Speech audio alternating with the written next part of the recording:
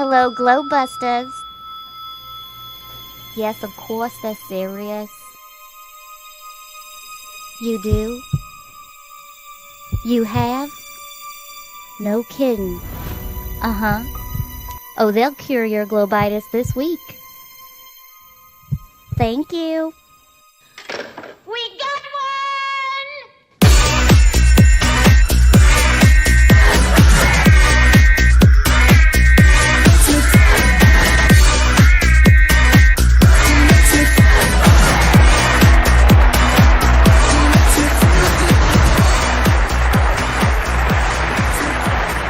Ladies and gentlemen, it's the Glowbusters.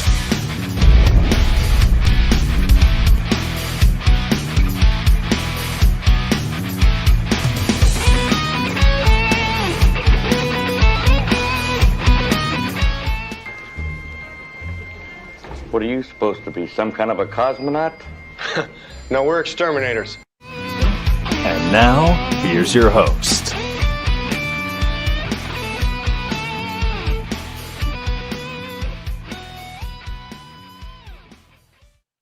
And welcome everybody to Glowbusters, Flat Earth This Week in Review.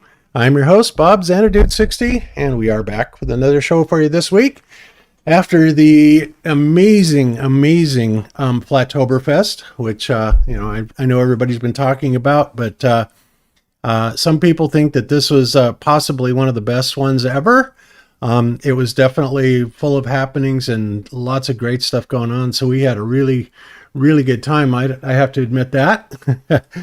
But busy as always. I mean, lots and lots of people. I'm not exactly sure how many people were there. Cami, do you know how many people were there? Was it like 400 or 500, something like that? Right in there. We know there was over 400, and we didn't, because we were selling at the door and everything, we've not counted that, but I know it was over 400. It was a great turnout. It was so many people and so much fun, but somewhere right in that mark. Yeah. Well, yeah. I knew that she sold a ton of them out the door.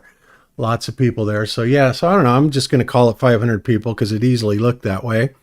And the venue was absolutely beautiful. It was really nice, very unique for what it was. The stage area was a little bit smaller, but it just had a very cozy feel to it, even though it was very big. Had a very nice, cozy feel to it, and just everybody, there was so much good energy going around. It was awesome. So we're going to talk about that and a couple other things today. And before we do that, let me go ahead and introduce today's panel. First up, we have Zachary Zabala from the Good Times for All channel. How you doing, Zach? Hey, Bobo. Hey, everybody. Oh, doing great. I finally got my voice back to normal. It's weird. I'm just not used to talking, that many days in a row for well, it's not even just the 8-10 hours we're there. It's talking all night afterwards. And yeah, I never knew your voice could get like that. I see what David's talking about now, Yeah, no kidding, huh? Your voice so much. Yeah, man. Yeah. But no, It was the best event I've been to yet. I know for you it might be a little different. You're you're so well known now that you would take about 2 steps and then someone would grab you and start talking to you, and then all of a sudden there would be a line start forming behind that person.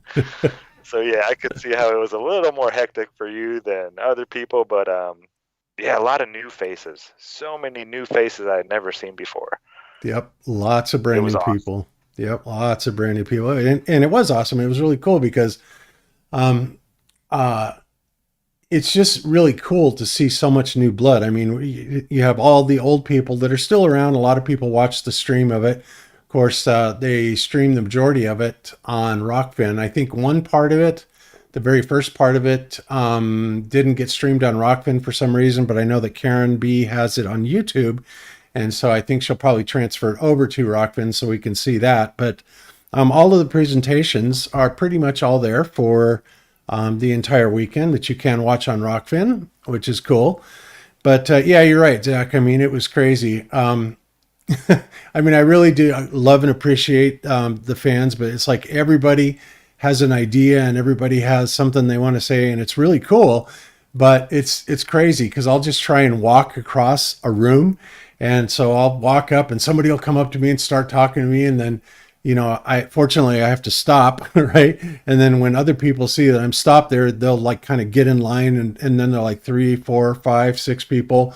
And then I'll finally get them cleared out, and I'll take another 2 steps, and then somebody will come up to me, and it's like, oh my God, this is insane. But I love it. But man, I'm glad I only have to do that a couple times a year, because that's just crazy. Yeah, not while you're doing it, Yeah, exactly. And yeah, talking a lot. Yeah, totally. My tongue is actually sore.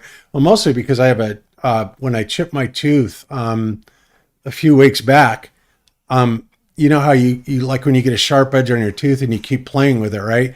And I kept playing with it, and now it's sore. So it's like, I'm like talking funny and it hurts. So it's like, oh God, I give up. So anyway, always something. So, all right, next up we have with us Mr. John Savage. How you doing today, John? I'm doing well, Bob. It's been quite a while since I've been on again, seems like anyway. But yeah, it's good timing actually, because I've been pretty sick as a dog really, after getting the flu and cold and cough and all sorts of stuff, and then got yeah, I won't go into it, but yeah, it's taken me out for a couple of weeks. So even though I might have wanted to turn up to Flatoberfest, I wouldn't have been able to after all. But I've been watching some of the live streams, and yeah, really cool. It's I thought that it was going to be full of flat earthers basically, but a lot of the people that saw Critical Inception was filming you, Zack, talking to a guy for ages, going through all the stuff on your desk and everything, and yeah, it was just good to see that not everyone is completely on the same page, and there are people there that still have questions that you can provide answers to. I thought that was really enlightening. Yeah, very, very cool. Yeah, awesome. Well, yeah, I mean, there were a lot of really good ideas that came forward too. There was a guy that was kind of reworking the southern hemisphere of the globe, and he thought he had figured out a method where he could show how they did their little magic trick down there. And he showed me an overview of it, and it looked pretty good.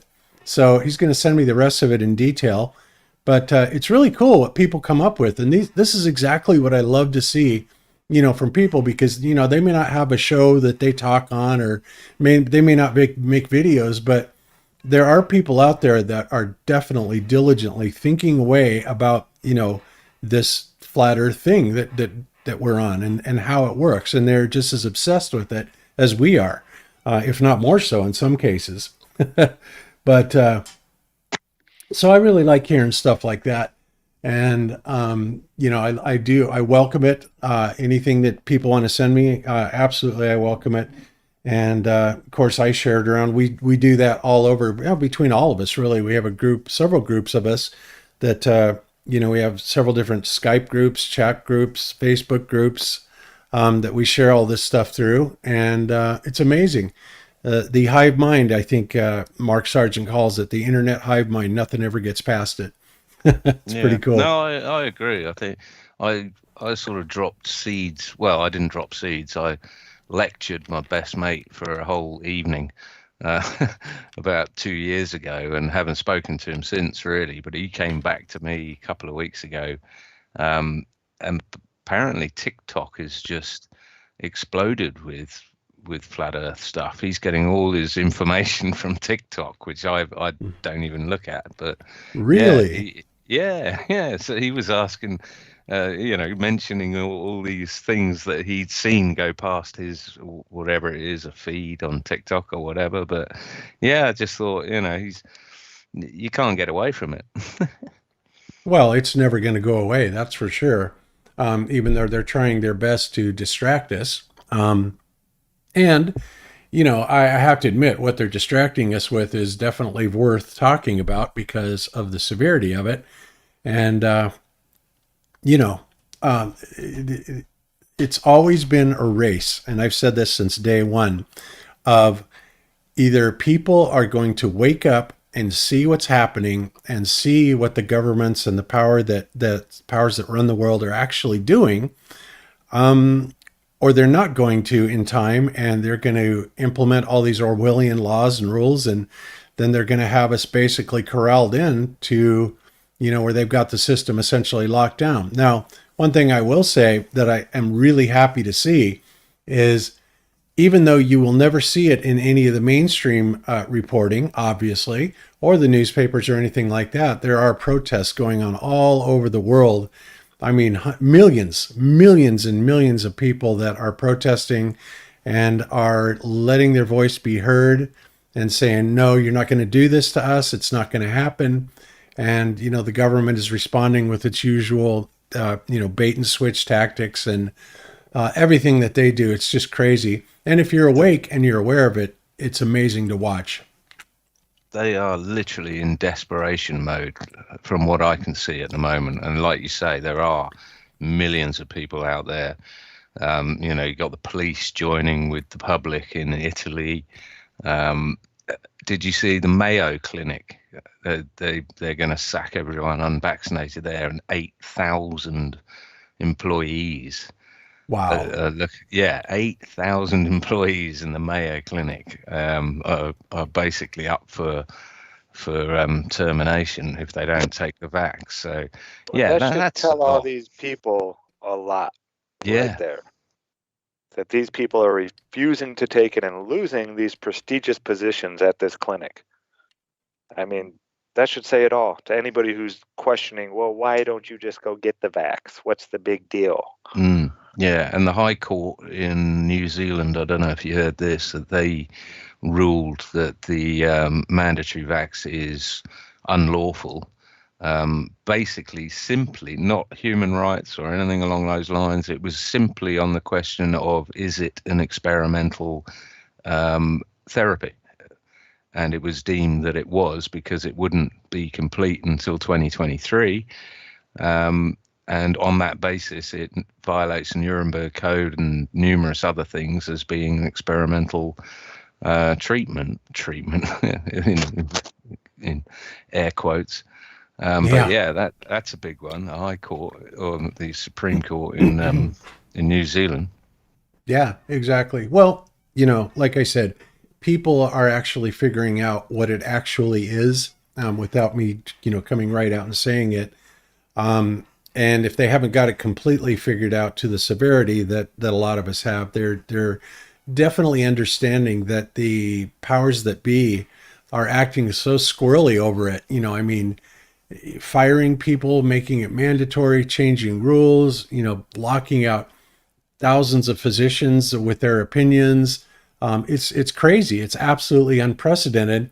And even if you're almost completely asleep, how could you possibly not see it, right? So that's one good thing, right? They're offering you donuts. I know I heard there were somewhere was offering guns to if you got vaccinated, they'd give you a gun. Yeah. Oh, they were offering bags of cannabis over here. That's right. I saw that too. There's nothing they won't do to get you to stick this thing in your arm. And that's got to tell you something if you've got even 2 neurons in your head that are still firing on one cylinder, Exactly. And we are not giving medical advice, of course, because heaven forbid we would ever presume to do that. We are not doctors. I don't even play one on TV. So, don't listen to me. If I was, I would resign. Yep. So, all right. So let's get around to our 4th person that we have in the panel, and that would be my wife, Miss Cami, and Aceling 717. How are you doing today, Cam? Well, it's Dottie, so I'm going to be your wife for a moment. Oh, wow. Okay. I think Lucky Cami you. is giving you coffee, I believe. It's coffee time for you, Bob. Oh, sweet. Yes. Okay. But I'm doing awesome, so. Awesome. So what did you think of Flatoberfest? Give us your take on it.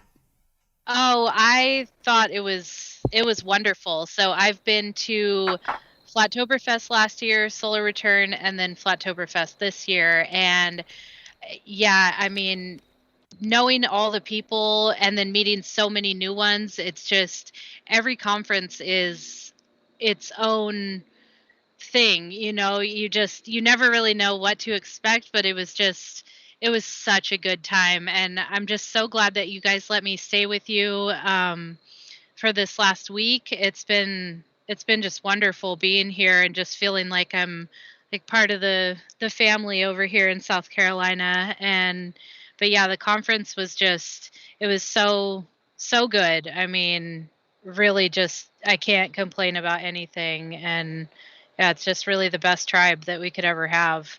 Yeah, it Well, really what did does. you think about South Carolina in general?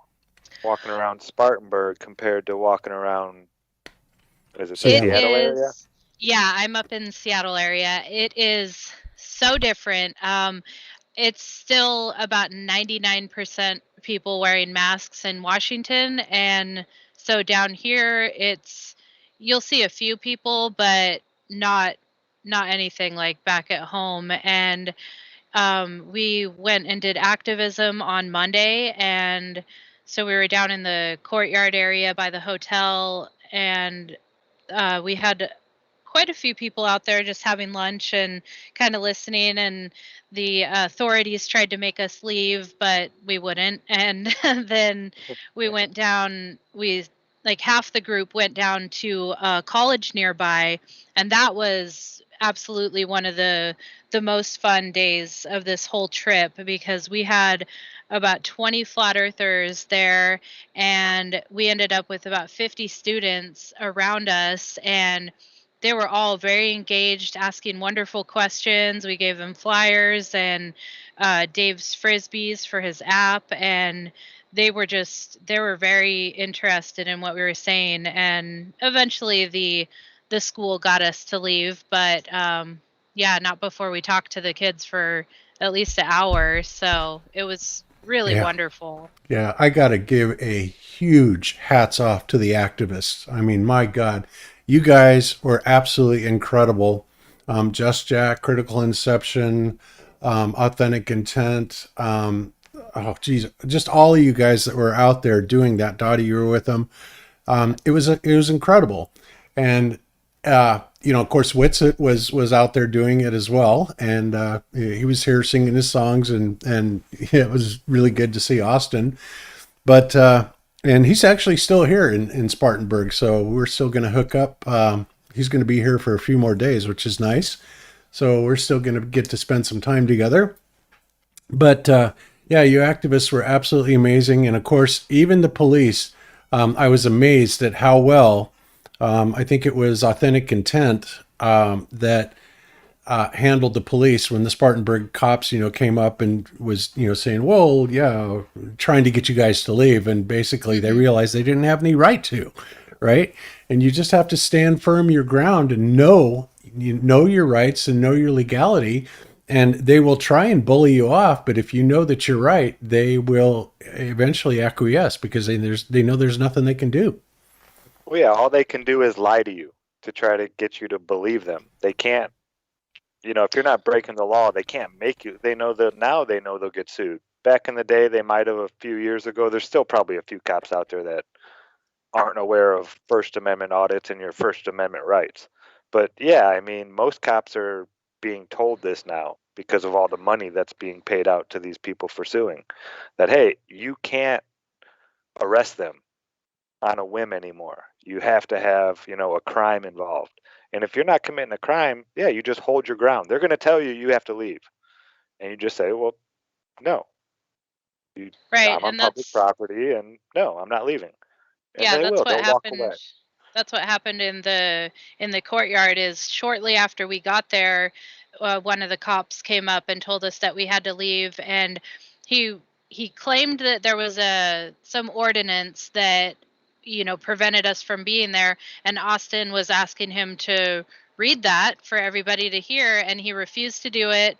And so then Austin pulled up the ordinance on his phone and he read it, and there was nothing in there that said that we weren't allowed to be there. And at that point, the cop called for backup because he didn't. You could see that the programming in him snapped because he is so used to people believing that he is an authority figure that they have to listen to, that when we didn't, he's just flabbergasted on what he's supposed to do. You know, how is he supposed to deal with us if we don't respect his authority? And so yeah, he got the backup in there, and but there was nothing that they could do to make us leave. And I didn't see what happened after our group disbanded, because I know that there was a district attorney or something like that that came back and was talking to Austin, and so I don't know what happened with that. But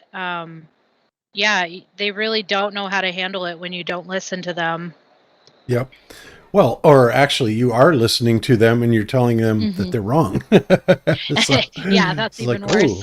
Geez, heaven forbid, how could they be wrong? But, you know, they, yeah, I think overall they did pretty well. I mean, considering the venue was like virtually right across the street from the cop shop, right?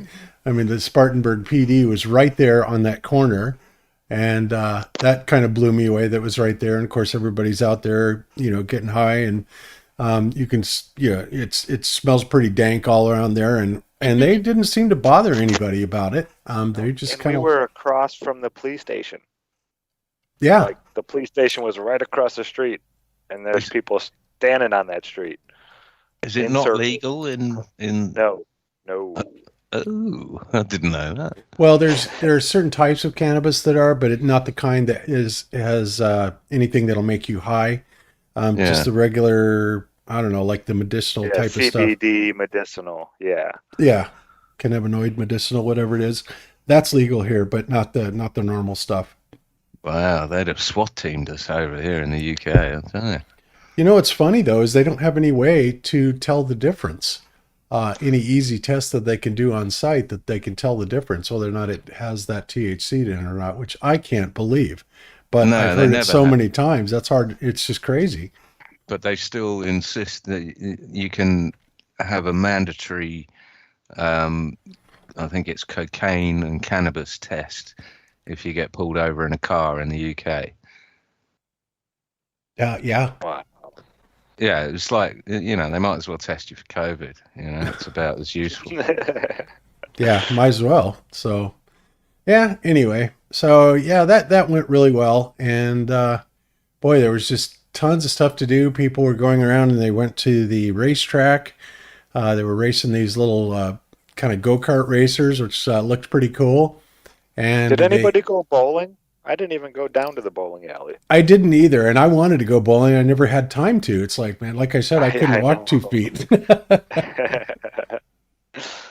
So, but no, I don't know. I'm sure somebody did go bowling, but yeah, at least I know it's there, and it's really cool because it's like it's something like 18 lanes, or it's fairly small, but it's like got 18 lanes there, and they have skee ball and all that stuff. So I'm sure a lot of people were down there. So. It was a super, super fun lounge. By the way, we switched over. I'm back to me. I noticed. Yes. Cool. And it was coffee delivery. It worked out really good because we got a slice of Dottie, who I love and who has been staying with us and gives a view of somebody coming in. So it worked out perfect. Yeah. All right. We really enjoyed Dottie staying here. That's very cool. You know, you always hear every week on Mark Sargent's, she's a call in, and it's just awesome to actually have her here in person. She came here and she loves to get up in the morning and go outside and sit in the backyard and overlook the river, because we have a river that runs through our backyard. It's really cool. And so she's been hanging there and really digging it. But unfortunately, I think she's going back, tomorrow, the next day? When's she going back? Soon. Too soon. I think tomorrow, it could be the next day, but I think it was tomorrow on the ticket. She's in our chat, so I'm watching her type. Oh. So did anyone turn up that you weren't expecting? Not that I am aware of. So no surprises? We did have a troll, and it was pointed out to me, but the whole thing is it was one of the trolls, and I knew where they were sitting and what they looked like. And people were really mad that this troll was here, but nobody could remember the name. Like what their name is under the YouTube is like, you're really irritating troll.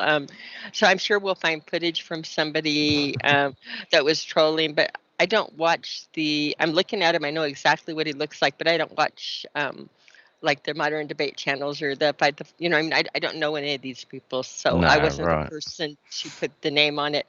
And the person I was talking to was trying to remember. But we did have somebody there who was doing a little bit of argument, but let's face it, we had over 400. No, I was thinking more of like Chris Van Matry, like popping up out of nowhere like he did before. Oh, that would have been awesome. Or Yeah, Robert Fasano turning up on the door and just sort of blending into the background or whatever. Or I was even... looking for the ginger wig, Savage. Savage always said if he ever turned up, he'd be in the background wearing a ginger wig. I don't think I actually said that. I think that was someone else, but it's okay. Someone else caught on. Yeah. Chris did turn up in my personal messages saying he would be anything to be there, and he's been super busy at work and he couldn't make it, and he was sad. He was going to try to make it happen, but it couldn't. But we did hear from him, and he's doing well. I want to know what happened to Morgile. I Yeah. saw him. He was on the road. He was putting out streams. I was watching, and yeah, that's I'm not crazy, sure guys. where he's gone. So we obviously, in case you hadn't noticed, we are conspicuously missing Morgile. I haven't been able to get a hold of him for the last couple of days, even though he did release a video. Was it yesterday? No, it was yesterday or something like that. This one, October 26th. So it was yesterday. So he releases this video yesterday. And then from what I understand, he was in like contact with Nathan Oakley, but I mean, then he just disappeared. I haven't been able to get a hold of him. Nobody's heard from him. I had no idea that he was actually on his way to Flatoberfest. But that's what everybody's telling me, that he was making videos and on his way there. So I just don't know what to think. So if anybody has any idea what happened to him, spit it out in the chat and we'll see if we can figure it out, because he is not answering his phone. Yeah, or drop in Morgile. We'd like to know the adventure, because I definitely saw him on the road. He had the dog in the back. He had Mina with him. Yeah, interesting. He's gone into the Bermuda Triangle. Yeah, no kidding. So anyway, because I wanted to talk to him about his new video, and he's got the interest of Nathan Oakley, and that's just so crazy. I don't even know if I want to go into that whole thing. Probably not. I don't really want to go into that. It gets so old. I get asked about it all the time, what the deal is between, the Oakley crew and me. And, if you don't know it by now, I don't know what to tell you. I have tried many, many times to reconcile with those guys, and they will have nothing to do with it. As far as they're concerned, I'm a shill. I support child rape. And, I am here in the Flat Earth movement exclusively to derail it, because I believe that there's a downward accelerative force present in all things. Well, if that is what it takes to, get me accused of all of those things, then I really don't want to have anything to do with people like that. And I think it's sick, frankly, but, what do you do? So I just try to ignore it and move forward. So there you have it. So, all right. So guys, we're actually trying to figure out, what to talk about today. Now, Conspiracy Music Guru did release a video, which I was surprised. If you guys haven't seen this, this was released at Flatoberfest, called Awesome. Big Pharma, and I cannot believe that he actually released this on YouTube and that they haven't nailed him for it. But I mean, I can't have you seen he's it? still alive. Yeah, right. It's crazy. It's an outstanding video. It really is. But Are we allowed to play it, do you think? oh yeah, we can play it. We can absolutely play it. So actually, well, let me play. There's another one that he had also. Well, I'm going to go ahead and play this. So if you guys want to hear it, we'll go ahead and play it. Because I don't even think you got a chance to see this, did you, Zach? No, I didn't get a chance to see anything. There were people up there constantly. Sunday, I just went for a walk. I couldn't talk. My throat just started really hurting about, I think it was 2 in the afternoon, and I just went for like a 20-minute walk and didn't say a word just to let my throat settle down. So no, it was so busy up there with me and Cami. I didn't get to see any of the stuff yet. What the presenters don't understand is they all got ready for a presentation and they did it and they had an hour on stage and then they were free. What Zach and I were doing in the background were constant presentations, personalized to people on what they wanted to learn and feel, and hands-on where they got to induce an electrical current by running a magnet down an electric field, or the ventograph generator, or working with, creating the dielectric planes and showing the charge potential, or with me, how polarized light works and anisotropic and holograms, and we were creating holograms and doing things there. But it was with us, like Bob had people lined up in a row to look at, and we were we had a little mob up there, the nerds, and I loved them. But yeah, we were definitely losing our voice. My voice is gone, but we went 24/7, and there was no stop and start for us. It was just all of the time, and it was so much fun. We survived it, and I'd do it all over again. I did sleep for over 14 hours straight yesterday, going into the night before. But yeah, it's very intense and so much fun. Yeah, big time. Okay, so Cami had real quick, Bob. Oh, no first problem. day, Saturday, Cami had this lady, and she thought flat Earth was so stupid, and she, went through my little demonstration thing. She was like, "Okay, that's neat. All right, okay," but she sat at Cami's table all day and just listened to Cami present over and over and over again. She started crying and thanking Cami at the end. I walked by her to go down the stairs, and she was just sitting there shaking her head with this big smile on her face, like, I can't believe this. Oh, wow. That's awesome.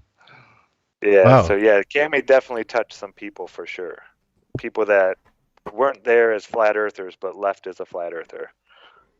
Yeah. We got the entire Tulip Tree restaurant, thank you, where none of their tables got waited on because the crew was gathered around Cami. It was kind of wrong, but it was cute.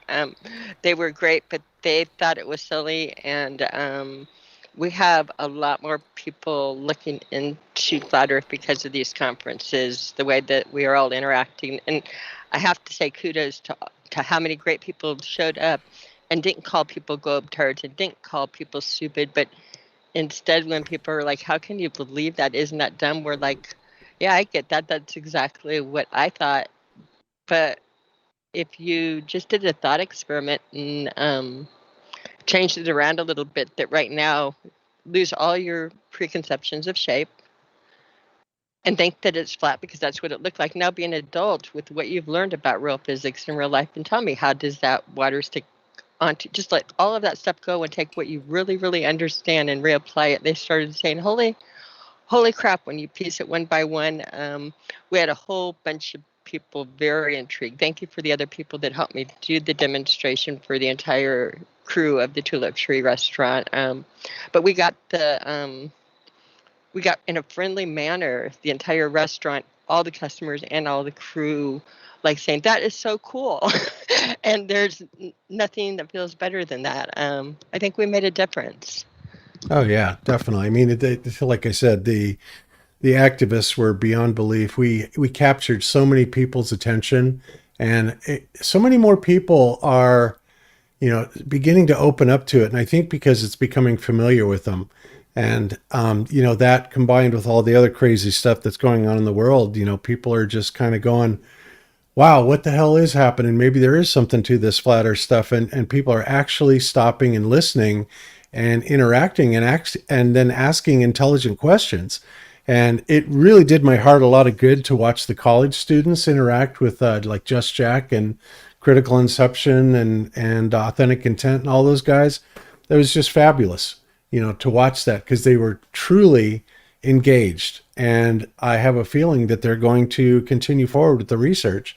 And this is the beauty of Flat Earth, is people know when they hear the truth. There's just a vibration to it or feeling to it that people just know. So unless their ego is standing in their way, which with most people it is, but it's one of those things. It's like they say, you don't need to defend a lion; it'll defend itself. Is this right? If you come at it humbly and not dominating on those people that are getting defensive on it, they'll maybe start to look at it a little bit differently. But just coming from, I see why you think it's stupid. If I, with everything we've been indoctrinated with, it does. But stop and separate it.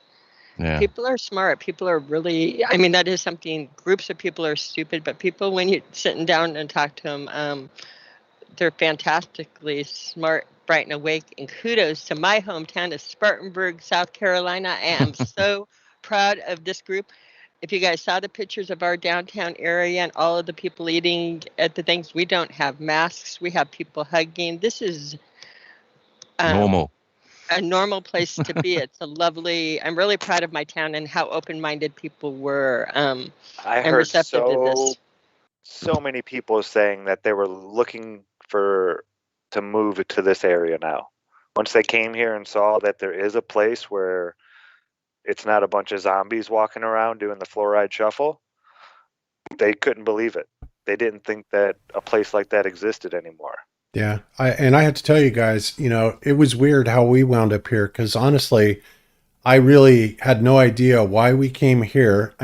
Ultimately it was because we had friends here, but the last place in the world I ever thought I would wind up would be in, South Carolina. But once we got here, and we began to realize that we were kind of just being led here, and we got here and we saw,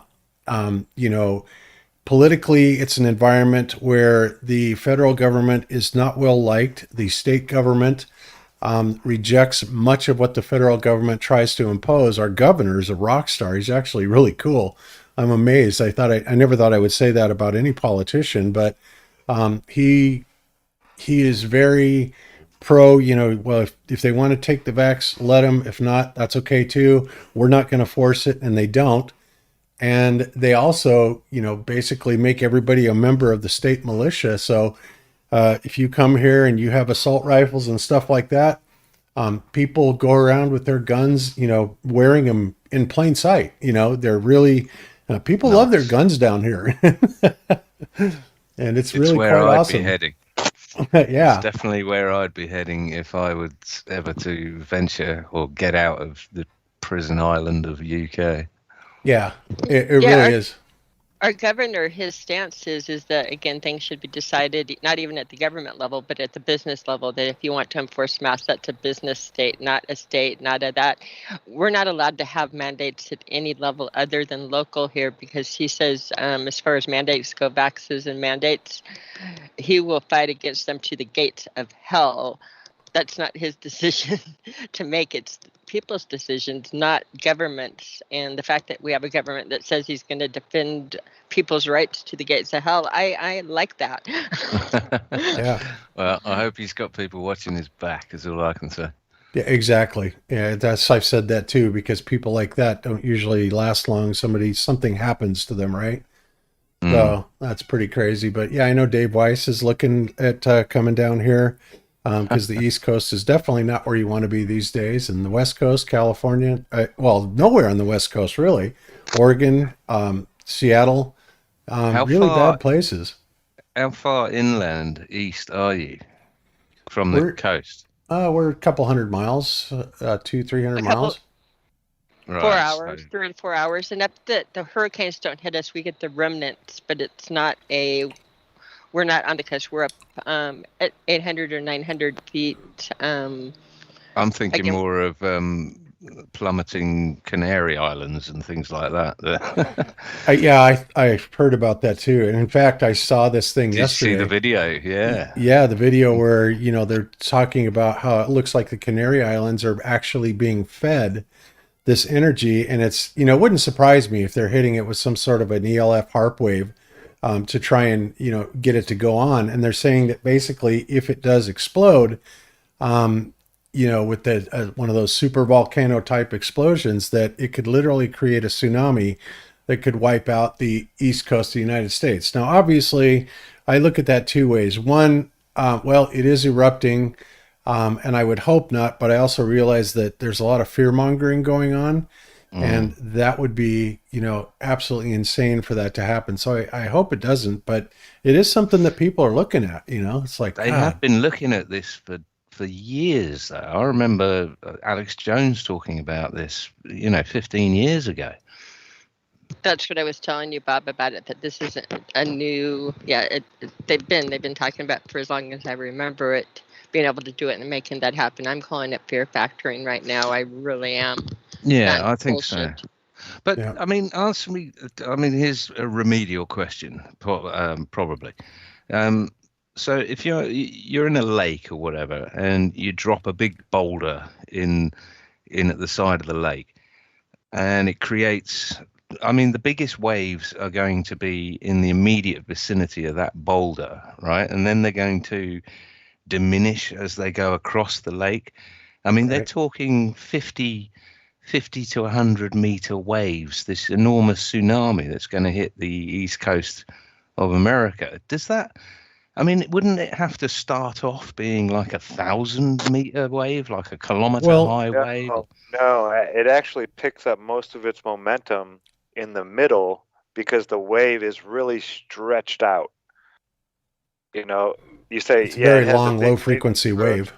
But yeah, they're long, and then when they get forced and they have to go somewhere, those waves all build up on top of each other. They attenuate, yes, exactly. They augment.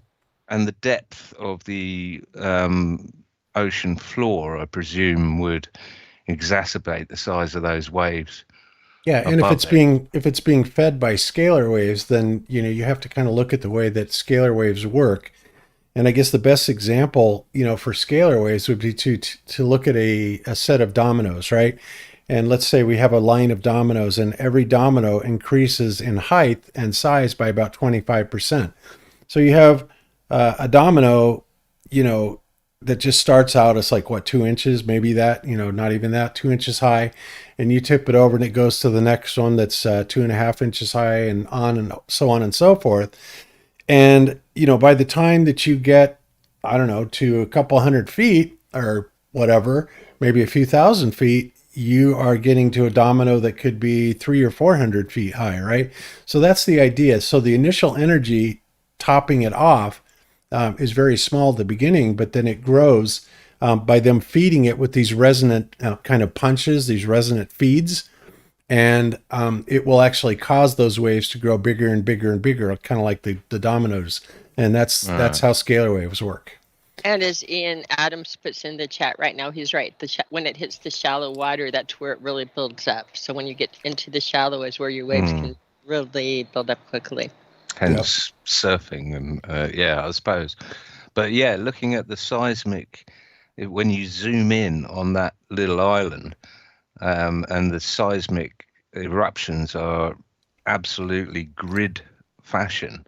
And they're all, I clicked on all of them, and they're all about 13 kilometers down. So they're all about the same depth as epicenter. Obviously that could be easily faked, but it does look pretty suspicious, I have to say. Yeah, it does.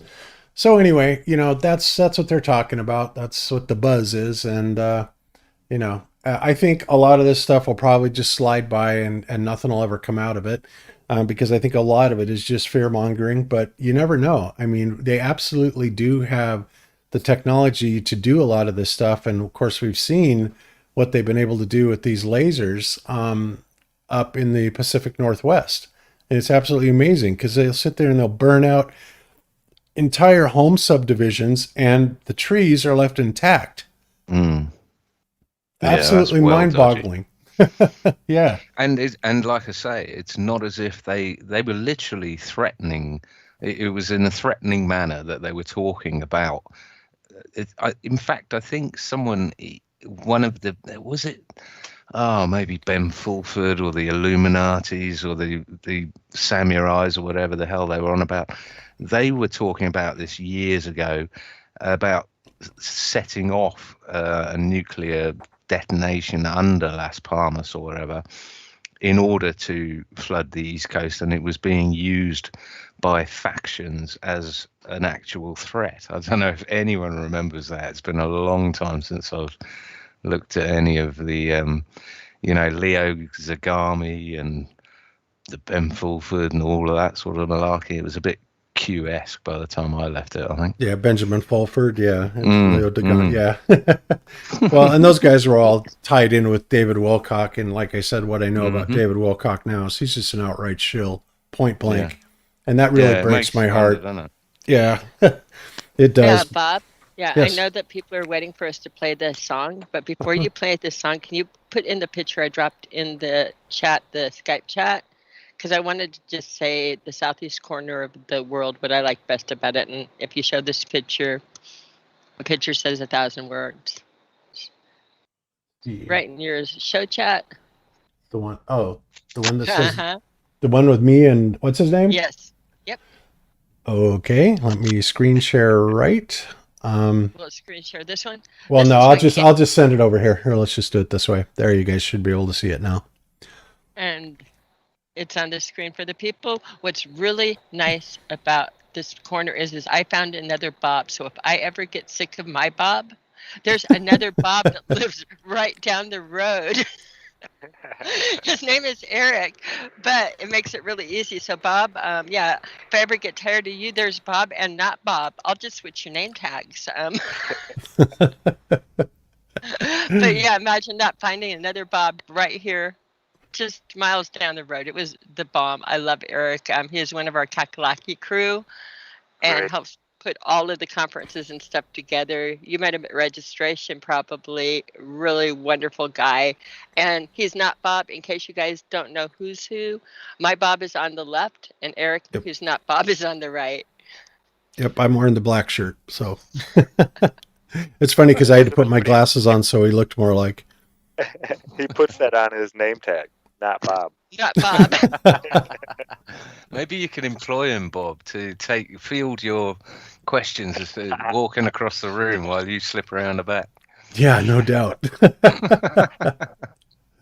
Oh, that's hilarious.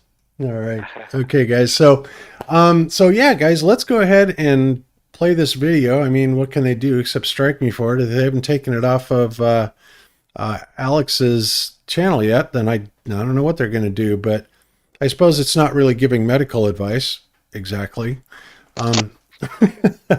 But it is one hell of a song, and I will warn you guys that the graphics in it are graphic, and it is kind of really sad to see this happening, but I think this is the kind of impact that people really need to see what's happening. So just be aware. And children, just beware, and let's go ahead and give the new conspiracy music guru called Big Pharma song a listen. Here we go.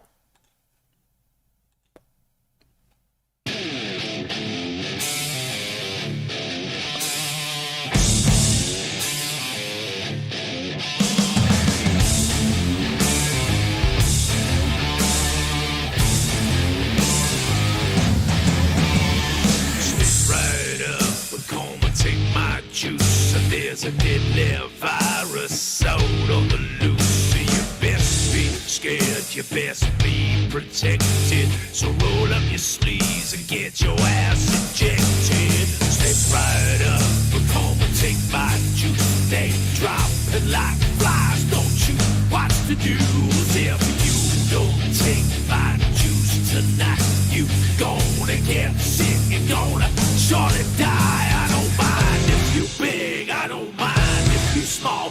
My juice so magic, one size fits all.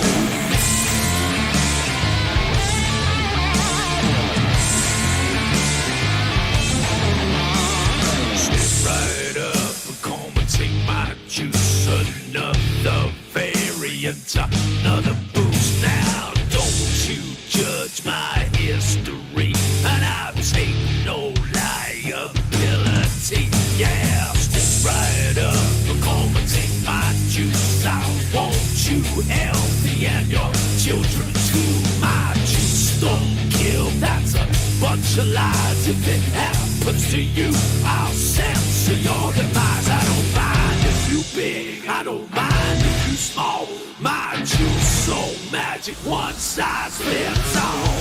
I'm Big Farmer and I'm here for your health. Stop me, no harm, I just wanna help. My juice is free for you, my friend, 'cause I know you'll be back again and again and again.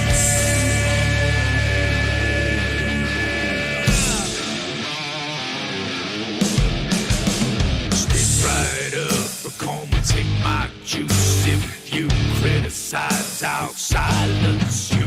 No, ain't nobody gonna ever hear. I'm gonna make sure that you disappear. Yeah, step right up, come and take my juice. I will pay the media to terrify you. 'Cause when you scared, you in the palm of my hand. Now you'll line up and then you'll demand. I don't mind if you big, I don't mind if you small. My juice so magic, one size fits all. I'm Big Farmer and I'm here for your health. Stop me, no harm, I just wanna help. My juice is free for you, my friend, 'cause I know you'll be back again and again and again.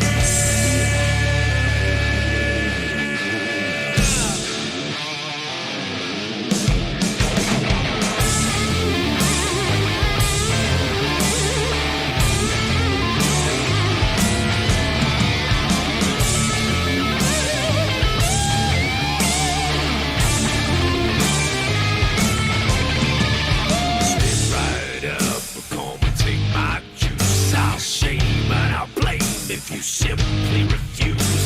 I'll take your liberty, I'll take your rights, your body, my choice. Now ain't that just nice? Step right up, come and take my juice. You have no choice and no excuse. Yeah, I will force if you don't comply. Yeah, take my juice or kiss your freedom goodbye. I don't mind if you big, I don't mind if you small. My juice so magic, one size fits all. I'm Big Farmer and I'm here for your health. Stop me, no harm, I just wanna help. My juice is free for you, my friend, 'cause I know you'll be back again and again and again. I'm Big Farmer and I'm here for your health. Stop me, no harm, I just wanna help. My juice is free for you, my friend, 'cause I know you'll be back again and again and again.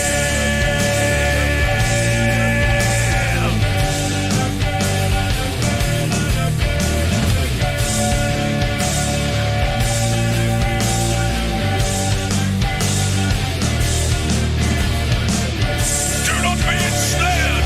Do not surrender your bodies to these wolves in sheep's clothing, pretending to help you when the exact opposite is true. Do you really think they want you healthy when they are financially dependent on the sick? Do not let them deceive you into their medicinal temple of doom, protecting you to death with their ungodly toxic potions.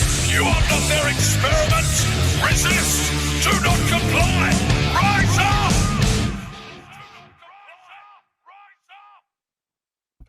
Wow. How powerful is that? That he is absolutely amazing. When he goes into metal mode and really wants to drive it, he does it. Alex is absolutely amazing, and another powerful, super fantastic song by him. And I hope this really reaches a lot of people and hits them right where they think. Mm. Yeah, absolutely. I mean, it's just so apt. Yeah, it truly, truly is. So, yeah, he I really wish he could have made it out this year, but you know, it's a big journey to go all the way from the UK to here. But you know, he says that maybe one day he'll come back and do another conference if we ever get to do a conference. But if not, he'll always be sending us messages and making little inserts. And speaking of little inserts, this year, this was great because you guys all know David Weiss's Flat Earth app, right? Well, there's always been this kind of running joke, and, you know, conspiracy music guru Alex and David are always jibing each other.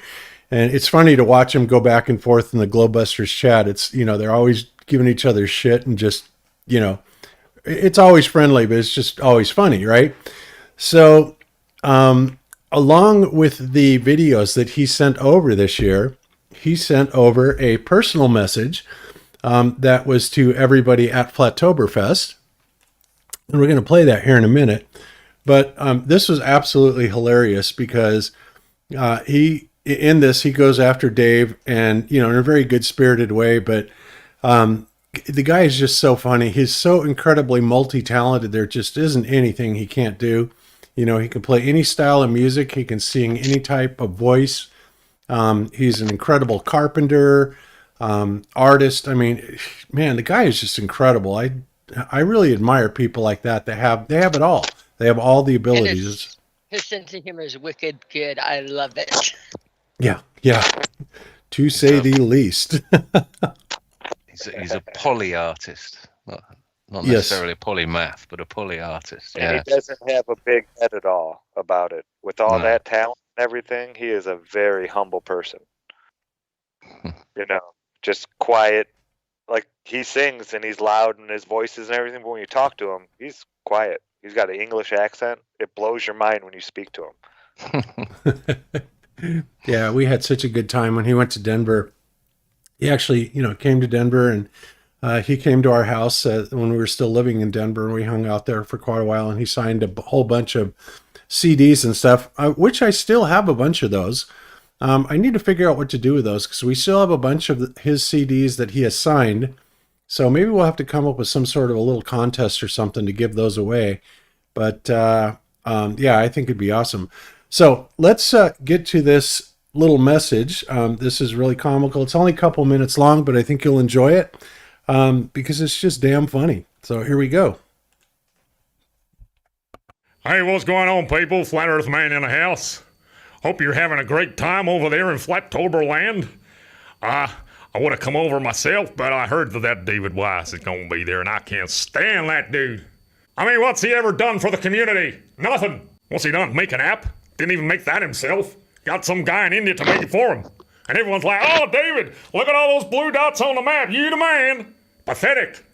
Hey, is that Sanjay? Hi, it's David Weiss. Hey, yep, they love the blue dots, man. They fell for it. Yep. Yeah, gonna need about another 5,000 dots, man. Is that okay? Can you do that? Great. How much they gonna be? $20? You're kidding me, man. I don't care how hungry you are, man. I don't care how hungry your family are. Just get it done, okay? Go get me some more blue dots. Go get me some more blue dots on my little map, on my crappy app. And I'm gonna get the money. I get some money. My name's David Weiss, and I don't care about you. I care about money, 'cause I am a Jew. Gotta get some more of those little blue dots upon my crappy app. And all of the dumbass flurfers, they will fall into my trap. And I'll get money. I get some money. I get some money. The truth is not for sale, David. Okay, that's all from me. Have a great time in Flatoberland, and I'll see you next time. Oh, don't forget, buy my CD. Money, give me some money,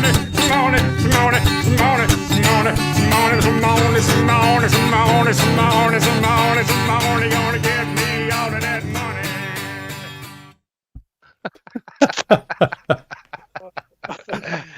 Oh hilarious. my goodness, that is just absolutely outrageous. I laughed out loud like 4 or 5 different times in that one. That was great. I know. Stay muted. It was so cool, and it was funny because I happened to be sitting right next to David and Paige when they played this, and I was watching David, and he just had this ear to ear shit-eating grin, big old grin on his face, and he couldn't move it. And I thought Paige was going to completely lose it. She was laughing so hard. It's like, geez, Paige. 33% off. Hilarious. It's sad though that some people are going to take that and run with it. But never mind. Yeah, no doubt. It's pretty crazy. You can't please everyone all the time. Buy my CD. Buy my CD. And it is this CD, by the way, the Conspiracy Music Guru CD, that he was at my house signing that day. It was his very first CD. It was before the Sophageo one. And I still got to tell you, the Sophageo album, and I forgot what it's called, but something like that, is still my favorite. But that's entirely instrumental. But this, of course, has got all the great songs that he came out with, and they're all on his channel. You can listen to them all that way. But I think we still have like maybe 30 or 40 of them. So I think I'm going to figure out a way to, creatively give them away and just get them out there to you guys. I think it'd be pretty cool. So cool. I'm He's sorry. assuming I know which box that they're in the house and all the piles of boxes we're still unpacking. But yes, we do. I will find them. You still unpacking? You've been there nearly a year, haven't you? We have been, but the house that we were in was bigger than this house, and we're outside a lot by the river. Let's just put it that way. Yeah, we do, and we're so guilty of that because our backyard is so nice. We just like going out there and hanging out by the river, and it's so not a lot gets done, at least not very fast. Thank God we have Zack, or we'd be in deep trouble. So there we have it. So all right, what else do we have, guys? So I was looking at a couple of other videos here. And I guess Awaranon, guys, is going to be coming out with some more videos here very shortly. So we'll definitely be looking forward to that. I can hardly wait. He kind of got discouraged after, all the bullshit that he was going through with, certain people in the community that were, starting crap with him and stuff like that. And, I don't know why people need to do that. I don't know why we cannot just get along. And, if you have a difference of opinion, deal with it. We're all supposedly supposed to be on the same side here. And whether somebody believes in a map that Pac-Man goes on and off of it or whatever, if they believe that and they want to make a case for it, they shouldn't be called out as shills or anything like that. Because you never know. I mean, let's face it, we really don't know what's going on. I mean, me personally, no, I don't subscribe to that model at all. But then again, the one that I do subscribe to is one that people say is literally impossible. And I think that, as I've said many times, I think that the AE map is the closest representation to the flat Earth that we actually do have. Maybe some, variances on it, stuff like that. But as far as being able to work out the weather and the star motions and the sun and the moon and the eclipses and the apparent position of the sun, these are all things that we can definitely work through. And I think we can come up with viable explanations. And remember, I mean, the Globers are saying, well, you don't have a model because, you have nothing, you basically have nothing that you have to show us because you don't have a model. It's like, it doesn't matter if we don't have a model, right? All we have to be able to do is explain certain, key factors that are going on within the flat Earth itself. Like, for example, the eclipses. I think we have a pretty good model of how the eclipse works. And if we ever find somebody that has good graphic arts capabilities and can work with Cami, we'll actually get something like that out. Okay. But as far as, solving the mystery of how you can go from Santiago to Sydney, well, we've totally killed that one. And we've recently had it, even validated thanks to Wolfie 6020. But, those winds aloft down there are super high in velocity. And once you get in those jet streams, then all of a sudden you can be going near or over supersonic speed, as happens quite commonly, a lot, right? So that takes away that little mystery about it. We've also found out, why east and west doesn't appear to be the same, and yet it is. And the ironic part is it's the globe that's actually wrong. You guys have all seen Jeranism's demonstration where if you go east on a globe, what you think is east, which you would think would be something that would be more akin to one of the latitude lines, no. Where east actually is approaches the equator, right? So what's funny is if you draw east to a certain point and you're still above the equator, and then you go west at 270, so you go 090 east and then you go west 270, you would think that it would go back along that very same path, but you know what? It doesn't. It actually goes back down towards the equator again. And when you think about this is exactly how the ball Earth emulates what's happening with the flat Earth. And that's actually what's happening. It's the flat Earth that's got the right model, and they've actually had to make these changes in Google Earth to misdirect you about where east or west actually is, and then they befoozle you by calling it the Great Circle Route, which is a bunch of bullshit, right? So there's just so many things. And then when you talk about the Antarctica, if there is a 24-hour sunlight, guys, we know about crepuscular rays. We understand about let's see, what is the term? Coffee cup caustic. Yeah, the coffee cup caustic, exactly. The coffee cup caustic, which is something that will absolutely give you a very viable explanation, especially if you're dealing with a crystalline dome, right? And if you guys watched my presentation at Flatoberfest, then you will know that was what my presentation was about the firmament, and how that firmament, being a charged surface, also gives us our downward accelerative vector, right? AKA gravity. Even though it's not gravity, it's an electrical component, and it absolutely can be demonstrated because Zack has demonstrated it, and all you have to do is override the local field, which he has done. So I made that demonstration. So guys, we have a ton of examples. All we have to do is put them all together. And that, of course, is a bigger project than you might think. And, I don't have the video making skills to do it. There are lots of people out there that do, and it would be great to, have somebody at our disposal that could do something like that for us. So if you want to volunteer for something like that, give us a call, and, we'll definitely put you to work on a very worthwhile project. Yeah. I want to say this too on there. When they do this and say they have the working model on the globe, I want you to keep in mind, read their book, We Know Less Than 3% About Anything. They are employing anywhere that it doesn't work out, they're making shit up. So they employ gravity in a making shit up way. They employ dark matter. They employ dark energy. They employ neutron stars that has more mass than a teaspoonful of it. They make stuff up that you cannot replicate in reality, or even come close to replicating in reality, seen for 400 light years away in distance. Things that aren't going to ever happen in reality, they make up, and they call it a model.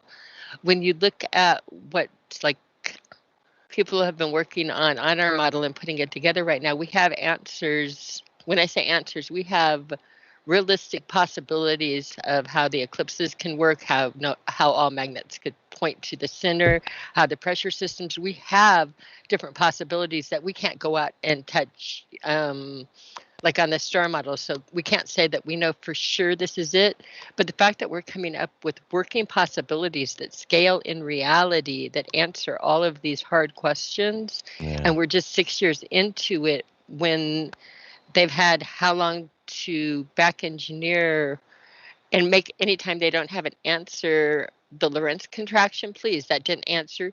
They shrunk metal. They shrunk the length of the contraption imaginarily in order to make their math work. In other words, they don't have a model. They have a bunch of things that don't work in reality that they say are the answers to their model.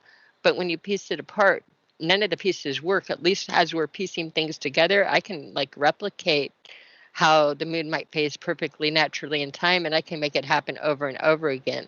We can make things that the magnet always points north. They can't do that. It doesn't work with the dipolar other model. In other words, we're putting together pieces, but we're filtering them, each piece through reality, and we're testing them. So for them to expect that we have all of the pieces everywhere all put together is, I'm sorry, I hate to use the word, but that's retarded. Yeah. Especially when it is the globe that is woefully lacking. It is the globe that is missing the answers. It is the globe that cannot explain things, or the explanations that they do use are utterly ridiculous. So and so that doesn't really deter me at all. When I hear people say stuff like that, and they say, well, until you can show us your flat earth model, you got nothing. It's like, no, not really. We have everything, you got nothing, and we know it. And the fact that we can simply see too far is in and of itself the biggest proof we need, right? And it's something that is undebunkable. You think, it amazes me that you guys think that your standard refraction is able to take care of everything that has curvature, right? It's utterly ridiculous because standard refraction doesn't cover anything. And in fact, let me find something here. Where is my Google Earth? Hang on a second. I mean, it does become laughable after a time that they're claiming we don't have a model. And even if we use the AE model, and even if it's wrong, we can explain away things that we see in reality on the AE map infinitely better than they can explain anything away on their spinning ball model, so-called model. They scoff and laugh about the fact that they have a model, but nothing works on their model. Even the moon phases do not work on their model. So, yeah, it cracks me up. Yeah. Well, yeah, I tested it myself, and I've 716 feet. Is what I saw that should have been behind the curve. So I don't think there's any type of standard refraction that's bringing that back at 38 miles. Just standard refraction is such an oxymoron in itself. It's like looking out over a bay at the other side of the bay, at the land at the other side of the bay, and having weather fronts coming in that are dropping rain or fog or whatever. Standard refraction. I mean, that's just a nonsense in an atmosphere that is continually changing. Yep, that's absolutely true. I'm going to address the chat really quick too, and them saying, do you think the magnetics, it's something that we were talking about in the background when we all talk about pole shifts and how they scare us to death and how they've read the magnetic changes, and it says it's changed so many times, and they're talking about turning the globe over. When we do pole shift, we seem to forget that we're not on the heliocentric model. And if you read your magnetics, again, on a flat model, and do your red and your blue, meaning positive and negative, and shift your poles, if you actually shift your polarity on a flat earth model, do you know what it would do?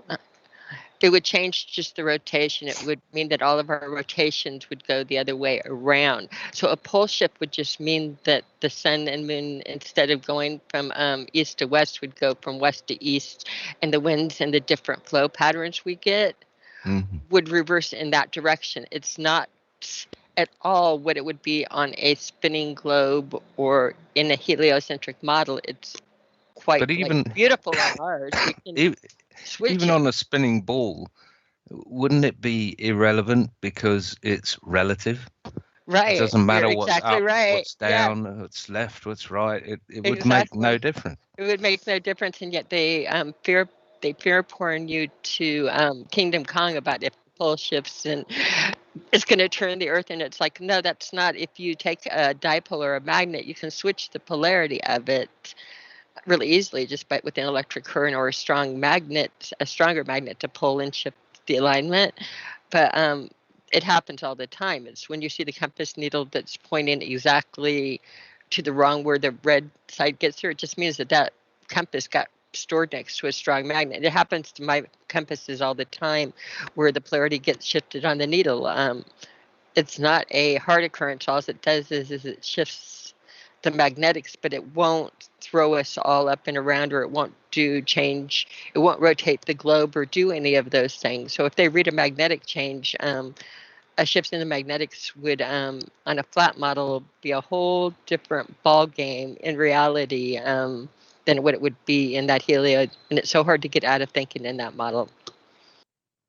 Yep. If that makes sense at all. And that was for you, Stephanie, in the chat doing it, who's throwing the idea that we were just talking about. Hi, Stephanie Martin. Thank you. Okay. And a couple of things I want you guys out. Like I said before, and Jeran has pointed this out a few times in the past, and I find this absolutely amazing. And they call this great circle route. What a bunch of nonsense. But if we take and we go from this point right here, right, and right on this latitude line of 10 degrees, right, and we head east, which would be 90 degrees perfectly. So, and I go east and I go east and I keep going east. And if I need to get back to 90 degrees, it starts going down. You see what's happening here? Oops. Yeah. It's going lower and lower and lower, right? Everything converges to the equator. Everything converges to the equator. South, north, doesn't matter where you are. That's Hence right. That's why everyone sees the sunrise at 90 degrees on the equinox. Yep. And if you do it here, and if you go here, and you go, whoops, let's go ruler, and you go across here, and we try and do it at 90 degrees. Let's go down here to 90 degrees. There's 90 degrees. Okay. And of course, this would work on flat Earth as well. If you went straight 90 degrees from anywhere, say in the Americas, then you would at some point dissect the equator because you're going in a straight line. Right, because east and west are actually curving around Circles. the circles. Right. So if we went back from west to east, you would think then that it would go back to the exact same spot. So we went from 270 to 090. So if we go 090, it's down here, and we go back to 270. Oops. And there's 270. Look where it goes, right? So it comes from up here, goes down here, and where it's heading for is the equator, So that's utterly crazy. Now, as far as the standard refraction, well, where does that come from? Well, it comes from the idea that there's enough residual atmosphere to keep light bending down, right? But the problem is that can only happen in a flat Earth model, right? If it's even possible at all. Now, theoretically, a refraction will take place when there is a change in medium density. And typically, when it goes from low to high density, it will pull the light in the direction of the denser medium, okay? So, if you're on a flat Earth and you're looking east or west or any direction, and you're looking level, well, it doesn't matter how far you look, you're looking through more and more atmosphere as you go forward, but it's not actually increasing, right? So it's not increasing, so you really shouldn't be drawing it down or drawing up. But on a ball, if I say I'm standing at the North Pole up here, right? If I'm up here on the top of the ball and I'm looking out west, right, to the west, or I shoot a laser to the west, and I come out here and I'm way above here and I'm perfectly level. Well, now I'm several hundred or several thousand feet, if not miles, up in the air, right? Which would indicate that this would be a less dense medium, not a more dense medium. So the globe by its very nature makes it impossible, really, to have a downward refracting light, except in very, very special cases. It's always the exception rather than the rule. And the ballers would have you believe that it's the rule. And there is nothing there to justify that as the rule. I mean, it's absolutely wrong, dead wrong. And it's crap, you know? So yeah, it should be refracting up. Yeah, if And anything, when we're but talking. Sorry, Bob. oh, go ahead. I was just when we're talking refraction, and different colors refract at different angles. And when you're talking about long distances, I mean, we could test this. I just had this thought. We could test this real easy. If you had red, blue, green, yellow, a bunch of colored lights, maybe 10, 20 miles away to where you could see them with the camera easily, they should actually, if refraction is if there is any standard refraction, all of those lights should be at different elevations. They should look like they're actually at different elevations because the refraction should be bending the different frequencies at different angles. You have some of those experiments with you, and it was doing that a little bit for the people doing the lights and dropping, I think it was Grotto one, was dropping the lights and going over the ice, and the different lights were with the wavelengths picking up a little bit differently, Zach. So there might even be starting work on that. Yeah, no, he had his set at different. Bob, can you go back to that lengths, picture though. a minute? Can you Which go picture? back to the globe picture, the one that you had on with the lines? Yep. Hang on just a second. Because why we had this back up here, I wanted everybody to, because one of the things people do is they draw the right triangles and say that's proof that we live on a ball. I want everybody to pay really close, like when he talked about 270 east and west and how the lines worked. If you pull up and do it, you'll find out that, notice, they're different. They're great circles going north and south and slices going east and west latitude. So you're creating your little curved lines. If you actually took your lines going longitude and did slices like latitude, that would give you, in other words, a way that your lines would meet. But the way that they're drawing the curved lines on to the ball, connecting them at the top and the bottom, again, your longitude and your latitude lines work entirely different in space. And do you understand what I'm saying? You might want to explain it better, but when they can draw the perfect right triangles on there and call that proof, it's only because they're using imaginary lines and not true directions. Exactly. You saw what the true directions did when you put them on the ball. What happened when you went 270 degrees, you'll see it went down to the equator. They're making geometry based on the illusion of the way that they drew curved lines against straight lines on their picture. Well, it's much like what they do with Coriolis effect, right? Right. You know, how they try and tell you that Coriolis is this actual effect that will divert footballs. It's like, no, Coriolis is an optical illusion. It has nothing to do with actual deviation of anything. And that is so amazing to me that the ballers cannot get that through their thick heads, that it is an illusion, and it is even defined that way. Right? You go to Wikipedia and it tells you it's an illusory force. It's not real. But yet they will try and tell you, Neil deGrasse will come on and tell you that, well, it's, you can kick a football and just because it hit that upright, thank God for the spin of the earth. Nonsense. My favorite The whole was thing. Yeah. If you took the picture you had on the screen right now and see how you'd make it to the top and the bottom where all the lines come together in great circles, and you drew them side to side and did east to west, you'll find out that your east to west would work the same as the north and the south.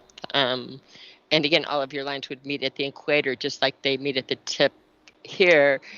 It's the way reality works, but they just drew imaginary lines, and we get caught up on those imaginary lines thinking that, oh, well, no, they're drawing straight lines. They're not. Again, if you keep 270 west and that and you draw your lines, we spend too much caught up with the illusion that they made for us. So when you're looking at that, take away their imaginary lines a little bit.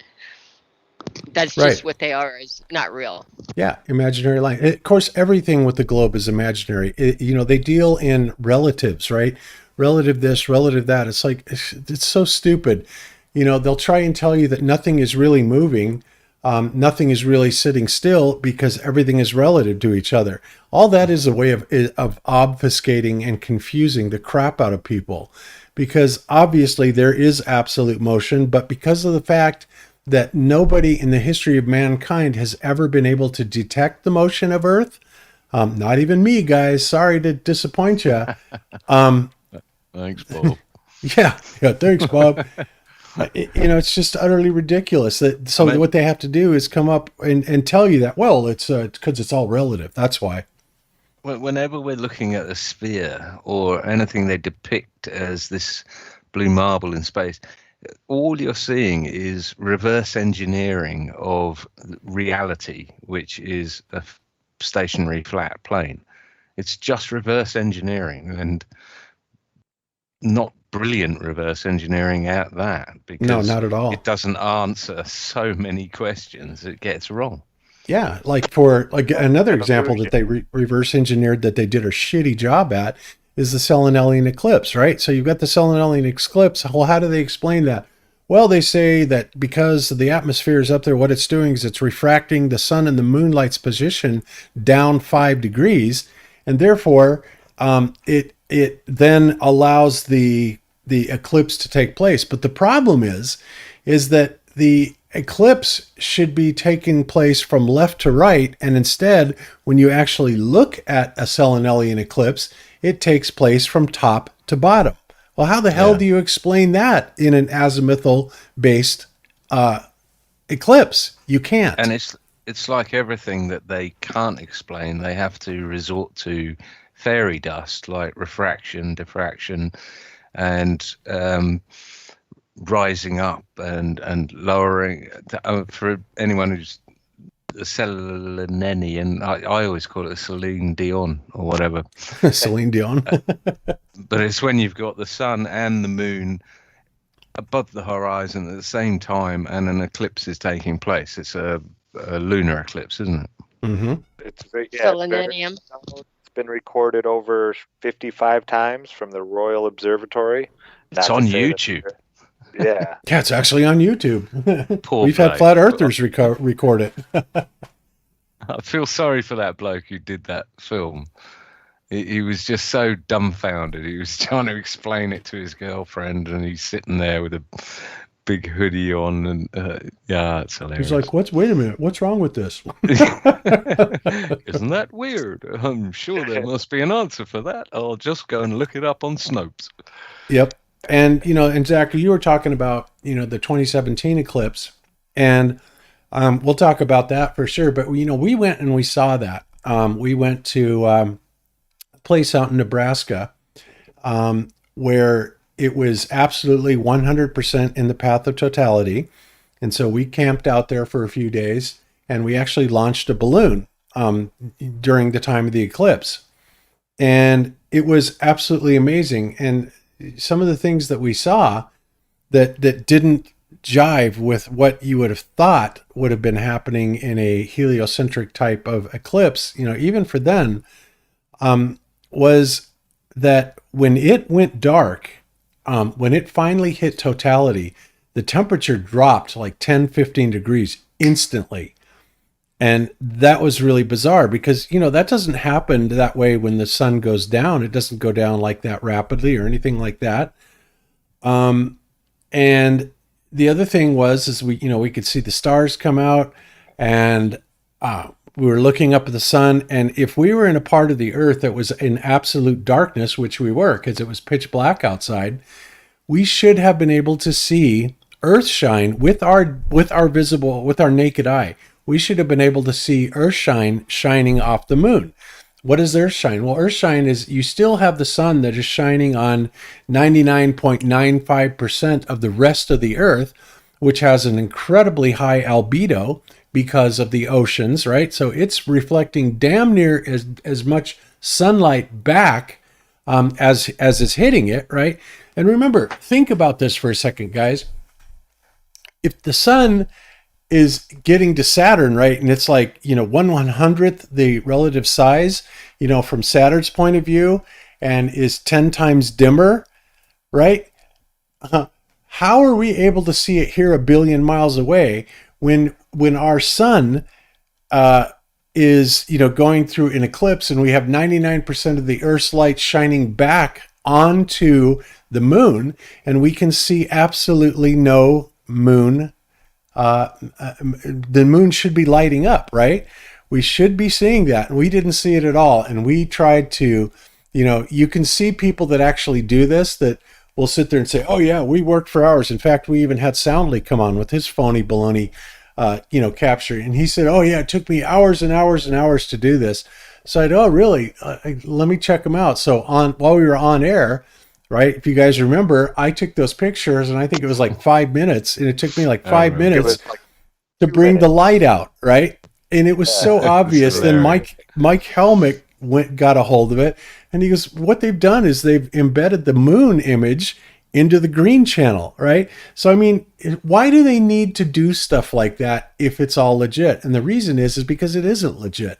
There is no moonshine, or earthshine, I should say. There is no earthshine in the moon, and there absolutely should have been, especially with the proximities that we're dealing with here.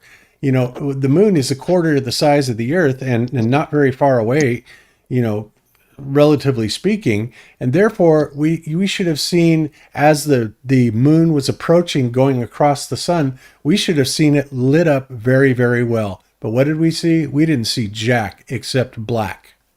So we saw Jack Black. Now, what's interesting too is at the conference, I was talking to somebody that was in the military prior and doing things, and they had these glasses that had a blue filter on them for night vision and day vision on it, and they took them away from everybody, including the top brass, because people were seeing things they weren't supposed to be seeing somehow by this filter. Started out as you could really look up, but I found that really fascinating that somebody actually had seen through these, and that they all got taken away and hidden and destroyed, and nobody is looking through these. I want to talk with this person more about this, but what you're talking about in filtering and seeing things brought that up from the concert, and the little bits of information we get filtered into us. Yep. Zack, did you talk to her at all, or were you in on that conversation? No, I don't think so. I don't remember that. So, Zack, I wonder if Josh Corey's got some interesting equipment at the place he works that might show certain things in the night. Maybe. I know most night vision, even for our military, is made in Russia. I've looked into it because I was looking for red night vision, but they don't even make that. A lot of it's military only. Yeah, a lot of it is military Jay only. Tolan Media found that out really quick. And he was even working for the Defense Department at the time, and he wasn't able to secure any of it. I mean, can we back engineer, night vision goggles from the 60s or 70s from the Russians or whatever, and just find out what's in them? And I mean, these days you must be able to get all the components for $5.99 from China, surely. Probably. I have night vision monocle. I just don't dare take it apart because it's working. Yeah, they're not cheap. I'll give you that. Yeah, I mean, there's definitely things like that can be done. But I mean, it's funny because somebody asked in the chat, somebody said, where is it? Let me find it. Do you think we'll ever find evidence that is too strong to be ignored and the mainstream will finally admit the Earth is flat? Well, the mainstream's never going to admit the Earth is flat. And we have already found virtually every piece of evidence that we have is too strong to be ignored. With the hundreds, if not thousands of observations, the laser tests, the failure of motion, everything. Everything. It's unbelievable, guys. I mean, there is so much. It is so voluminous. I sound crazy going on and on and on about it. My God, it's just huge. It's maximum. And it really is. I was thinking the same thing recently. I was thinking, I'm just wondering if there's something that they know is coming, like signs in the sky, say, that would make it undeniably obvious to everyone that the heliocentric model is a fraud. And therefore, and we know the domino effect from that being that if you truly understand that you've been lied to about what you're living on, then you can truly understand that you've been lied to about everything and anything. And I'm just wondering if they know there's some sort of celestial, and I'm going all woo here anyway. This is complete theory. It's not. There's no test involved here. But yeah, whether they just know there's a time in history coming up that's going to show us something that will just wake everyone up. So between now and then, they have to kill as many as they can, basically. Yeah, pretty much. Yeah, I think the crazy. lion has been released, like you said earlier. There is no putting this. We could stop this tomorrow. It might take a little bit longer, but it's out there among the people now. I mean, people that have never heard of don't even watch YouTube, know about flat Earth. I mean, Yeah. it's out. They're It's out there. They're trying damage control, and these are death throes, and yeah, that paradigm is slowly dwindling away. Yep. But, they're doing their best. They're doing everything they can do to keep us completely isolated. Like right now, I'm broadcasting on 3 platforms, and we've got maybe a little over 500 people. And of course, it wasn't just a year and a half, 2 years ago. We were pulling down nearly 2,000 live viewers just on YouTube, right? And then we found out that when we went to DLive and just kind of made that transition really quickly, we were already doing 2,000 plus views on DLive. So it's absolutely incredible how they managed to keep us, throttled back. And then of course they fill the search engines with complete bogus and, bogus videos that supposedly debunk everything in flat Earth. But it's all they have. It's all they have. That, character assassination, shaming, fear-mongering, threats, false science, pseudoscience, you name it. I mean, they have it guns a-blazing the whole time. That's all they've got. It's pretty sad. And yet there were more new faces at this festival than I think I've ever seen. Absolutely. Yes, absolutely. So many brand new faces. And it's catching on everywhere. I mean, there are literally millions of them in other countries. And of course they will want you to believe it said, but that's one of the methodologies, right? They want you to believe that nobody is protesting anything to do with the pandemic, right? So they don't show it. They don't show the millions of people that are protesting all over the world that are standing up against this. They don't want you to know that because they want you to feel isolated. And, the reality is there are millions upon millions upon millions of flat earthers. Hell, there's something like 6 or 7 million in Brazil alone. And then there are other countries that have never even come away from that. They still believe, as a matter of routine, that flat Earth is absolutely the reality of things. And, we taught it ourselves up until the turn of the century in 1900. We were still teaching the flat Earth at that time. So for them to be saying that, first it was 500 years ago with Christopher Columbus, then oh no, it was Eratosthenes, now it goes back over 2,000 years. It's all bullshit. And you can't verify any of this stuff. It's absolutely unverifiable. So there you have it. Pretty crazy. Wow, Bobo. Okay. On David's app, Mm-hmm. there was, I think, 36 Mm-hmm. in the 50-kilometer area from here. Uh-huh. It's Wednesday. There's still 81 blue dots. Now, I wonder how many of those blue dots are actually going to be leaving. I know a couple of them are for sure. There are people that have extended their, the weekend and made it a 5-dayer. But I bet we made more blue dots with this festival here. Oh, yeah, absolutely. Let me answer a question really quick in the chat. Karim says, Globebusters, is Flatoberfest available to watch online in full? I couldn't join since I'm in the other side of the planet. It is on Rockfin on Karen B's channel. I will be posting my particular, I was thinking that we could watch it together today, but it's getting a little bit late right now. And I think what I'm going to do is I'm going to get a good download copy of it, and then post it up for everybody to watch, for free. and then everybody can see it that way, and they'll get to see my presentation, which, you know, I think was pretty good.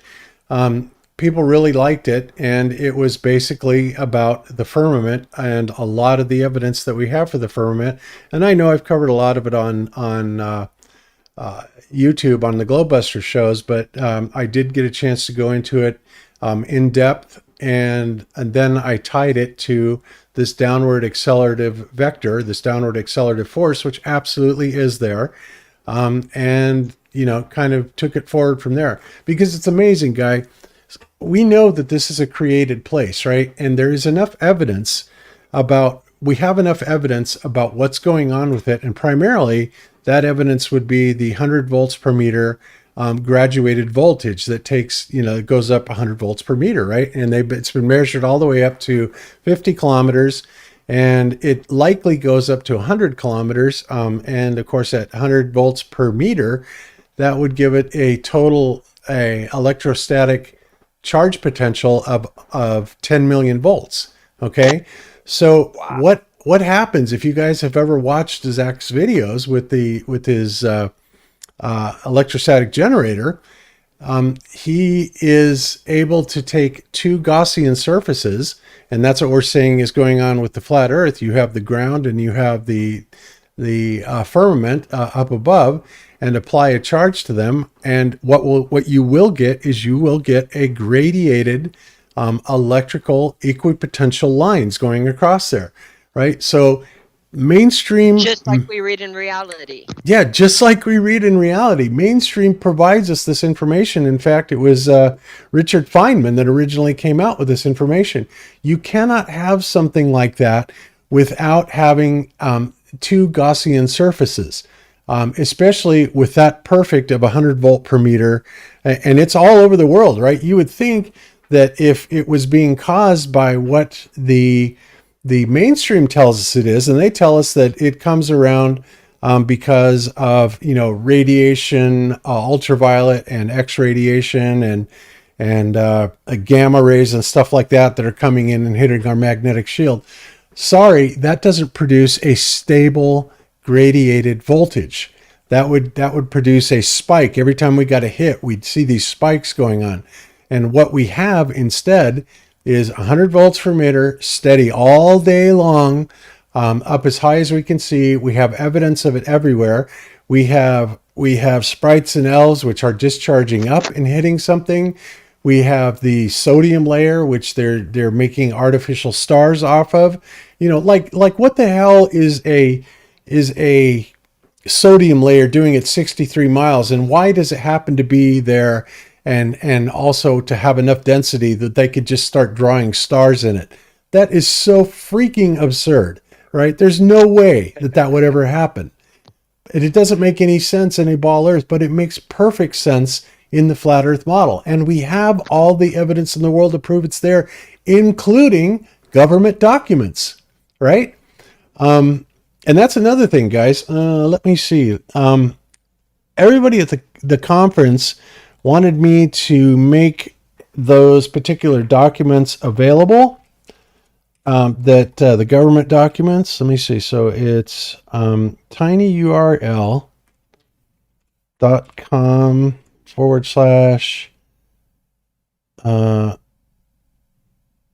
I think it's gov fe docs, or it's the other way.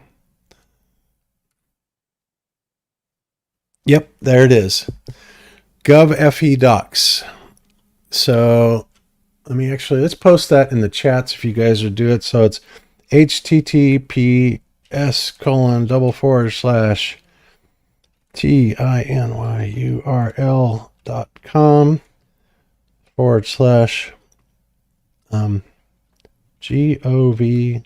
GOVFEDOCS. Control A, Control C. All right, there it is in the YouTube chat. Let me post it in the DLive chat. And here it comes in the DLive chat. And now let me put it in the Rockfin chat, last but not least. So there they have it. Those are the military. Of course, those documents have since disappeared. off of, offline. You can't really get a hold of them anymore, but fortunately I've been collecting them for years. But again, that's just more and more evidence that I added on there. We looked at all kinds of stuff, and it is absolutely mind-boggling how much information there is that we have these things. We have walls in space that shouldn't be there that appear to be Star Trek-like shields. We have universities like MIT and Colorado State University saying, what the hell is this? Right? How can this be here? It's like a solid glass wall in space. Well, because it is. Okay?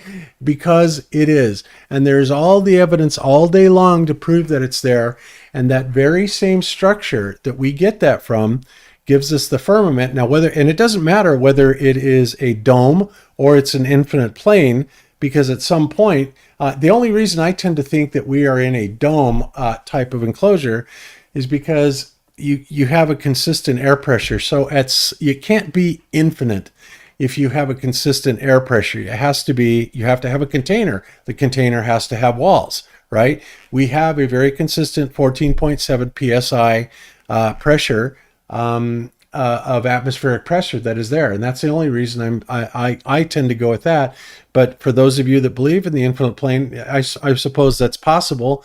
I'm just not sure how that problem is resolved in keeping the side pressure in, right? But whatever. So yeah, there is a way to reconcile both by just saying the dome part is the magnetic part of it and the flat part is the dielectric inertial plane. That the two coincide and are not necessarily the same. Again, there are easy solutions on it where if you call those different components instead of the same, that we have our dome and we have the inertial plane, they work together in harmony.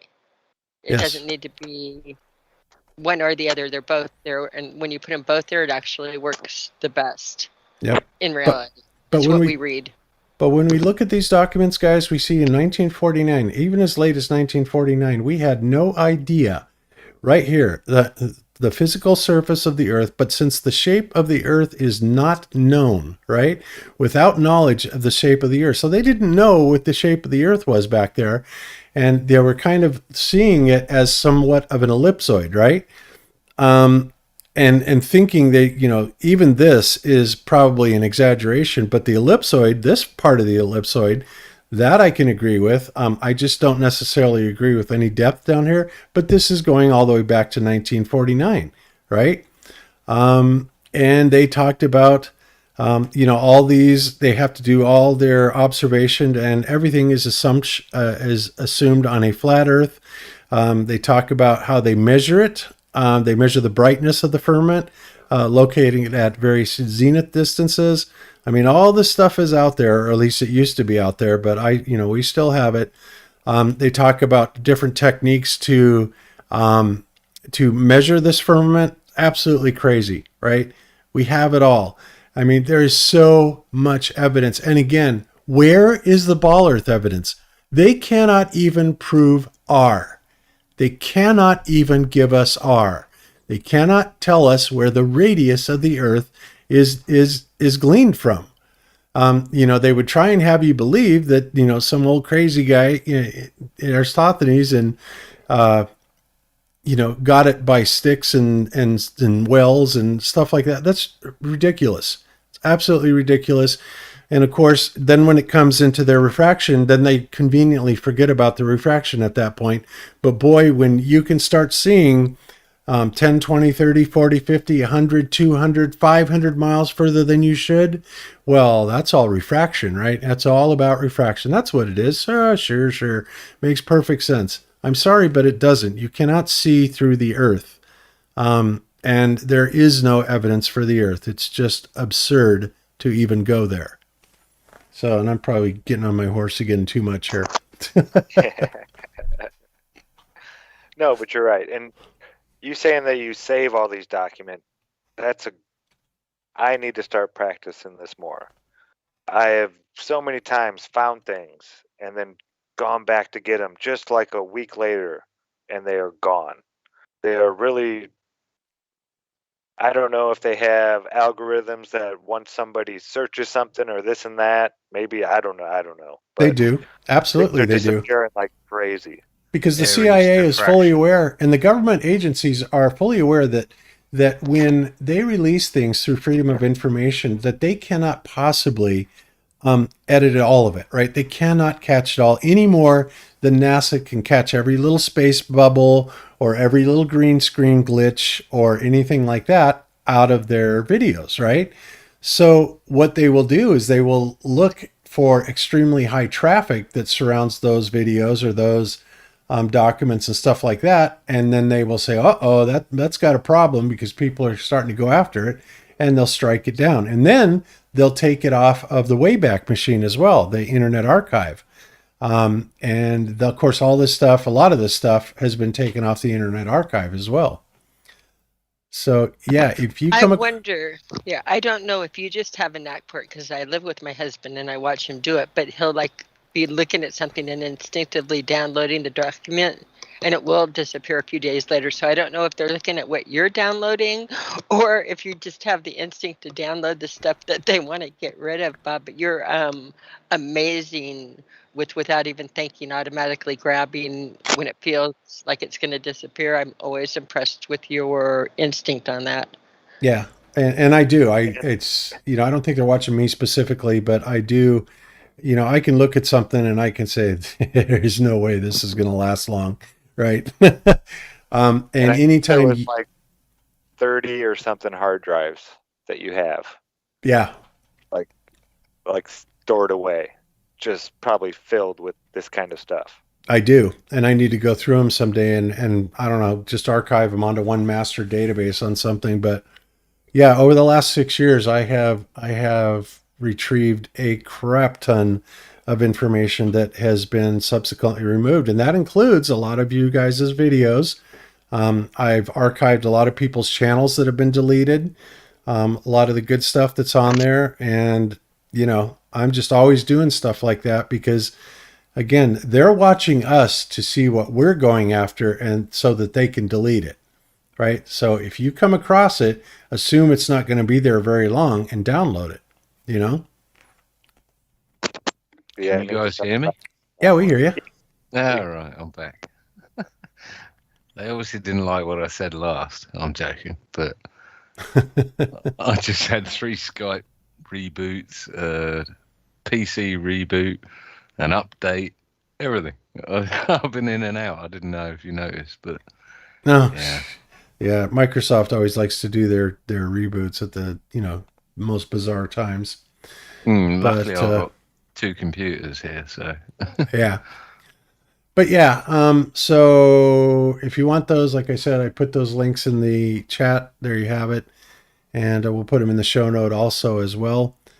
But yeah, so gosh, guys, that's really, I don't have a whole lot more stuff, and I wish Jeran was here because I really wanted to go over some of this stuff with him.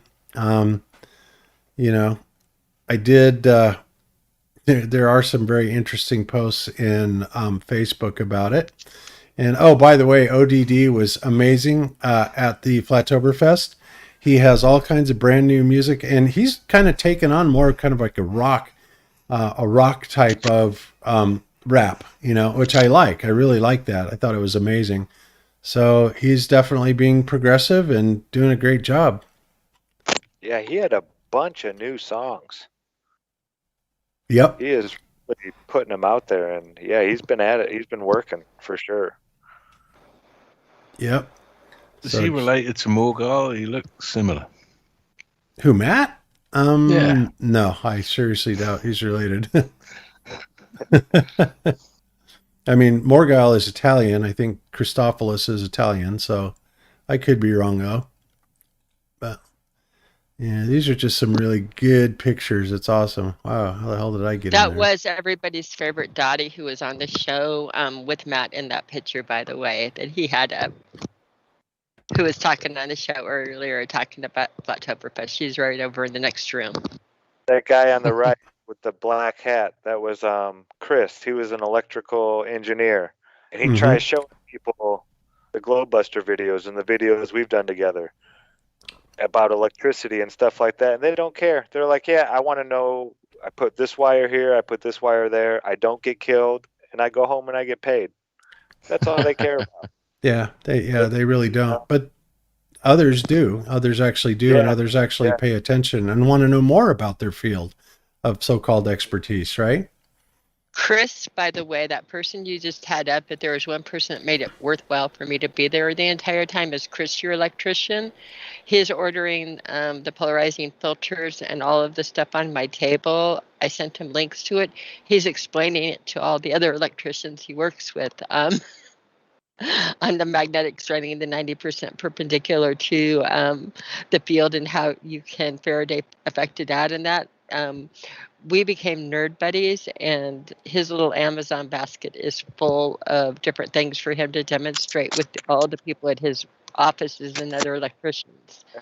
So thank you, Chris. That made it worthwhile to put it out in the field and these people to see what they're doing and what they don't see and what they're not teaching them, because they know exactly how to apply it. Anytime you have an electric field, which they teach them about, if you rotate it 90 degrees right-hand rule, you have the exact opposite going on with the magnetic field, and we were showing what it did to light. Chris and I got to be very, very, very good buddies. He's a true curious nerd brain. I loved him, and again with the electric engineer friends and that, he's gonna have some fun with it. So it's good times. Very much so. So here's something that's kind of cool. One of the pictures, of course, that we're looking at, coffee cup caustic, right? I talked about that, and that's something that this is an explanation. If you have a dome, you're going to see things like this, right? But you have to have an outside containing field. Well, look at this, guys. Look at what we're seeing here in all of these. Look, take a good look at this, right? And then take a look at this and all these different variations, iterations of it and how it works. There's even an app that you can get to mimic these precisely, these coffee cup caustics. But isn't it a stat? This to me looks like the Jesus Christ Superstar symbol. But again, we have a point of light is here, but what it's doing is it's using the reflective surface of the inside of the coffee cup to bring the light around to the opposite side. So you have daytime without sunlight, right? And that is exactly what is going on at the South Pole. We do not have 24-hour daylight with sunshine down there all the time. It doesn't happen. Never has. And in fact, we have uncovered multiple frauds. People trying to CGI it, Photoshop it in, all this stuff just doesn't work. But when you get pictures like this, right? And these are taken from all over the plane. This is the exact same type of thing that's happening that tells you and tells me very clearly that we are within a contained crystalline dome of some kind. Now, I could be wrong, but I think this is pretty damn strong evidence for things like that. It also explains to us why we have an air pressure, and why our air doesn't go blowing off into the vacuum of space, because space is not a vacuum. In fact, I believe that space is probably water, but who knows? If it looks like a dome, it quacks like a dome, it acts like a dome, then it probably is a dome. Probably. Right. Why our theories are theoretical, and they are theories because we haven't touched it. We know the difference is our theories have the filter of reality to them, meaning we can scale them down. We can actually see, does it work in reality that way? That's the big rule of thumb is we're not just inventing things out of nowhere. You can test your theories. We can test our theories. You can't test dark matter and gravity waves. Right. You can test a coffee cup caustic reflection off a surface and show that it could quite easily give you sunlight or daylight without sun. Exactly. So why do we know it's exactly happening like this? No. And the but ferrocell. Is it possible and easy it's happening this way? Yes. And the ferrocell to see yes. Go ahead. No, well, like I say, the ferrocells you can manipulate it. You can take out the variables. You can play with it. We can Yeah, the We same can with replicate our patterns that we're actually seeing and flying by. We can replicate magnetically, which they can't do with a dipole with molten iron core or even a Helmholtz. I mean, we can show our field the way that we act in reality to them, not the way that you have to invent stuff to make it work. So, and I'd say someone who's on the very same wavelength as this would be Lucas LC King with his battery model of the world in terms of being able to show how it works and being able to test it to a certain extent as well. But that's probably another completely different show. Yeah. I mean, like I said, we have all the evidence in the world, and the ballers have absolutely nothing. That is why all they can do is resort to obfuscation, just telling big stories about everything, and character assassination, shaming, on and on and on, and just making up utter bullshit. That's the thing that kills me. And some of the stuff that comes out of their mouth, it's like, did you really just say that? Are you kidding me? But they don't care. They don't care. As long as it proves their point for that moment in time, they don't care what they're saying, because they have no logical recourse to show that, what they're saying has any veracity to it. They have no case to be made. So they're essentially becoming wizards at just talking bullshit. Well, they know their audience don't care either. They're like the tabloid press of the ball earthers, that they know that their audience is only going to read the headline and not the story and go any further into it. So, yeah, they don't care. Yep. So, yeah, I totally agree. So, anyway, okay, guys. Well, I think we're going to probably go ahead and cut the show off, because we definitely did miss Morgile, and that was, I was counting on him for some information, but I don't know what happened to him. So if anybody hears from him, tell him we're looking for him. But in the meantime, I'm going to obtain a copy of my presentation off of the Flatoberfest, off the Rockfin site from Karen Bees, and put it up on probably Globebusters and make it available so you guys can at least check that out. I think that would be nice. And yeah, I think that'll probably do the trick. Does anybody have anything else they want to talk about before we call it a night? I've got tons of stuff, but I can't do it here. Okay. Well, alrighty then. There you have it. But no, good show. Good to be back, and see you next week. Yeah, absolutely. All right. Real quick, I had a lot of requests from a lot of parents asking for more content for their children and things that they could show to their children's friends' parents, to where there won't be swearing or something that can grab a child's attention. So if you're good with video editing or drawing or anything like that, think about that. If you don't know what to do and you're not sure what to make videos about, there's a lot of basic stuff out there that the information's really easy, and you could make stuff for children. Could I suggest Globebusters 24/7 channel? Yeah, that's not bad, but Bob gets technical. There's a lot of technical stuff on there that's a little bit above their heads. I'm thinking more along the lines of cartoon pictures doing things, and they have NASA for that. Yeah. I get you, for the kids specifically targeted.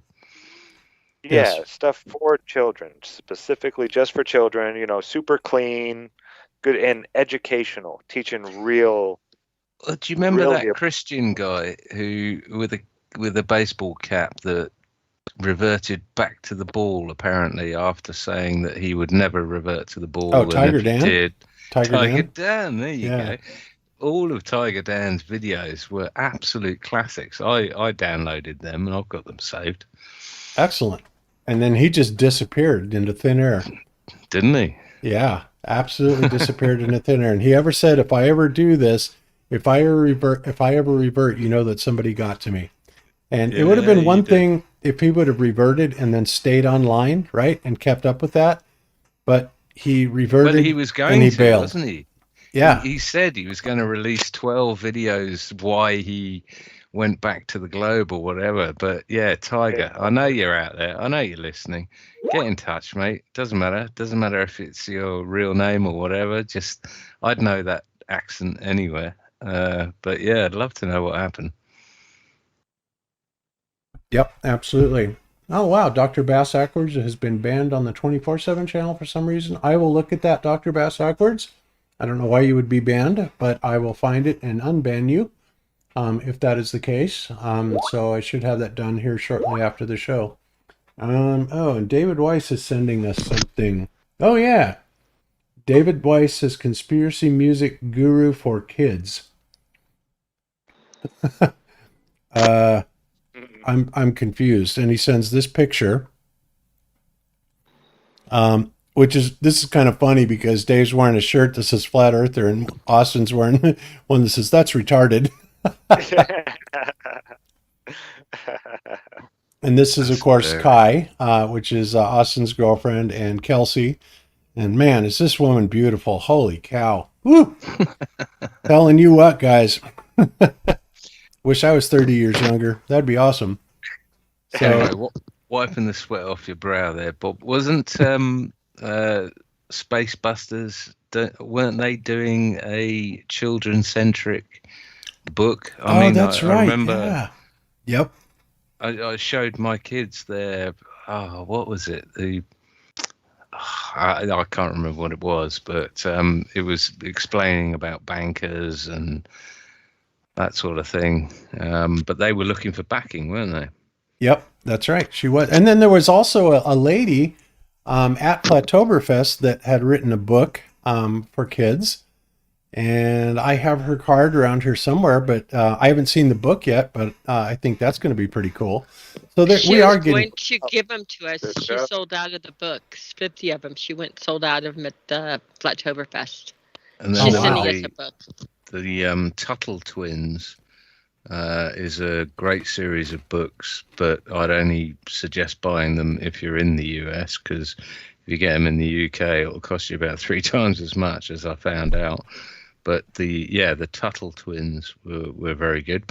But also, Zack, you were wanting, I mean, you were trying to do the whole gambit, weren't you? You were trying to create the videos, create the animations, and there was a farmer. I mean, you are the best teacher.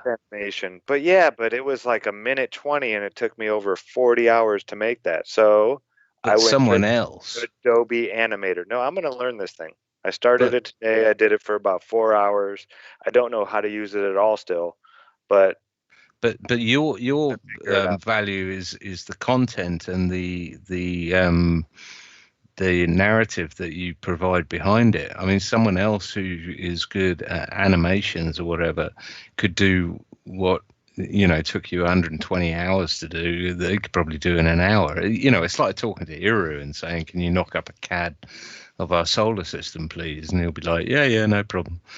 It's just getting the right people together with the right people, and we can achieve all sorts of stuff. Yeah, I'd like to do Physics Farm for children. Physics Farm? Yeah, it's going to be called the Physics Farm. There'll be Farmer Zack. I'll have Hank there, a chicken, a big giant Tesla tower in the background, the barn, and then we'll go and teach them how our eyes work and how electricity works and how, all this stuff, all the basics. But I watched the first one of those that you put out. Well, I don't know if you did put it out, but I watched the first one of it. You struggled like hell on the animation, but the content and the script was fantastic, absolutely fantastic for kids, especially. But we're all kids. I'll get it. I'll figure it out. Yeah, I'm sure you will. No, without a doubt. So, yep. And of course, like we said, there always is the Globebusters 24/7 Flat Earth channel. And it's got, everything from beginner to advanced. And there's just a lot of really good information on there that, it's just good stuff. You really, really, it's timeless. So you can watch it over and over and over again. And it's actually good to probably do that because then you just, get a much better understanding. It's also available through the app. It has its own little link through the app that you can get it through, which is nice. And of course, you can just also go to Globebusters 24/7 Flat Earth channel right here. And it is always streaming 24 hours a day, 7 days a week. But you watch that, Bob, and you realize how much you've forgotten of Flat Earth that, you from it every day. Yeah, exactly. I mean, you could watch that. It's like, oh, I forgot that. Yeah. Yeah, it really is good stuff on there. That's why, and like I said, it's the best of the best of the best stuff. The top Globebuster stuff and all the top stuff from the best creators in the community. And it's got a wide base of creators in it. So it's just really good stuff. And, as far as I'm concerned, that's something that's going to be timeless. Yeah, whenever I turn it on and the Potter's Clay is playing one of his guitar riffs, I just listen to it. Even if I'm not watching, I just listen to it. Yeah, there's really great videos on there. I hope you got it properly backed up. Yeah, he's an awesome guitarist, you betcha. No, the whole 24/7 channel. I hope it's backed up. I do. I have all the videos backed up. So crazy. Yeah. All right. Okay, guys. Well, I think that's probably it then. Cami, what do you have coming up? Anything new and exciting? Oh, I have Iron Realm Media on Friday night. I have a lot of things I'm getting together for people I met at the conference with the polar ray filters and things like that. And some people want to put together some information on it, so that's exciting. We'll see where it goes from there. Again, it's just getting the right people together and doing the right things. Flatoberfest was such a wonderful success, and just big shout out to Karen B for making it all happen because we all needed it. It was so damn good. The other thing is for people doing children's content. Dave Weiss is so amazingly cool that I bet if we got the content, he would make a suitable for children place on his app where he sorts everything, like the way the sun and moon rise. He makes categories for each one of the questions. I just know he would make a suitable for children section and market you guys out there so everybody can get and see these. If you put it together and it's good, we're going to help you get it out there. So thank you, everybody. We're a snowball. We got to just keep getting bigger. It's growing. Yep, absolutely. Cool. All right. And Zach, you got anything coming up? Just Ironworks and then Iron Realm on Friday, 5 a.m. and then 6 p.m. Eastern time. We start those two different shows. Yeah. I don't know if we have anybody for this Friday. I'm not sure. Oh, okay. Well, I'm sure you guys will come up with somebody. You always do. By the way, I recommended Iron Realm for Rockfin, so hopefully that'll pay off for you guys. All right. That'd be awesome. Yeah, I know Josh is hoping to get the medical exemption for or the religious exemption for the whole mandate at his job. I know that's really so yeah, he may be really putting in some time into video making and stuff like that here real shortly. Well, you could tell him to just become homeless because, one of the exempted groups, believe it or not, officially exempted are homeless people. How's that for crazy? Homeless people, all the people that work for the people that make the stuff. Yep. Yeah, that makes sense. Yeah, it's like, and that one's got me befoozled. It's like, why would they make the homeless exempt? That's weird. That's just one of those things, always throwing curves, make us go, what the hell are they doing? So anyway. Critical Inception put in a neat thing we found out at Jack's house what globes filled with cornstarch and tannerite are highly flammable and not bulletproof. I know we were looking at pictures of that. Do you have a picture of that blowing up the globe, or no, for a way out? Oh yeah, You know, that's right. Oh yeah. That's right. I Thank you, forgot about that. Alex. Thanks for that, Alex. Let me They had go a back. lot of fun over at Just Jack's. Yeah, that was freaking awesome. A lot of pew pew. Where is it? There it is. Okay, so this is it. Let me go ahead and play it. What they did here, guys, they were shooting guns over at Just Jack's, and they decided that, you know, since it was Flatoberfest, they decided they were going to nuke a globe. So they filled it with some interesting explosives, and they hit it with one shot, and whoa, what a bang. Whoops. Ready when you are. So, here we go.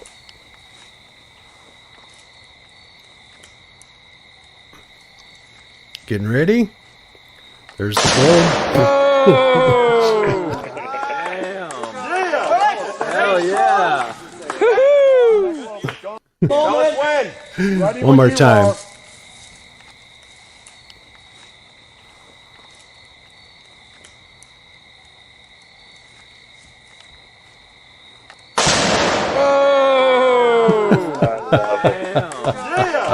Hell yeah. I'm so jealous. Dead. The globe dead. Well, we can go down to the store and buy that stuff, John. I am so jealous. That's what I used to do when I was 13. Yeah, blow stuff up. Yeah, didn't everybody though, you know? Mm-hmm.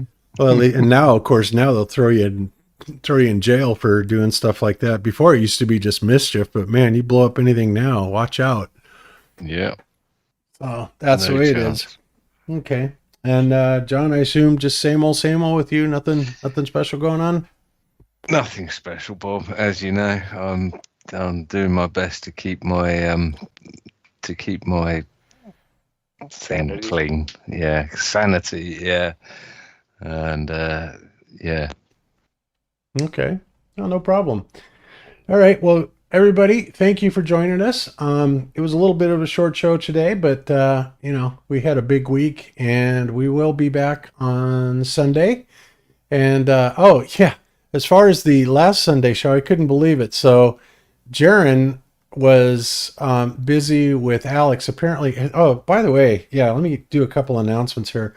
First of all, I want to, you know, make the announcement for you guys that know or did know Jibby Jedi. Jibby Jedi passed away, I believe it was yesterday, or maybe it was the day before, but he did pass away. Apparently it had something to do with an abscess and an infection, so I guess they weren't calling it COVID. But he was a very active member of the community, and it's very sorry to hear about him going. And also Ben Taboo Conspiracy, his dad, died at the ripe old age of 88, and it was just pretty much old age, so that really didn't have anything to do with COVID, so that's a good thing. But yeah, it's just kind of crazy that that's going on. And gosh, what was I saying? Where was I going, guys, with that? Just our losses in the mention it. community and life and death and the cycle of life happening. Of course, we lost Rob Skiba, a good friend Yeah. to all of us. Yeah, Is yeah. that where you...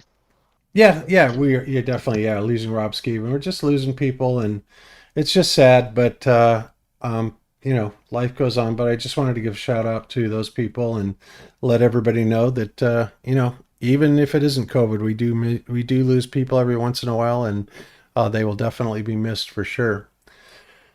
So, okay, guys. Well, thank you very much for joining us as always. You know, we appreciate all the support that we get. Slow-Mo Moon Boogie, thank you so much for the super chat. And I do not know if there are other super chats. Maybe I should take a look at that really quick. Kind of give everybody a shout out for that. Because my tongue is starting to hurt again because it's rubbing on my really sharp tooth. So I don't know if you can hear that or not. It's like ouch, man, it really hurts.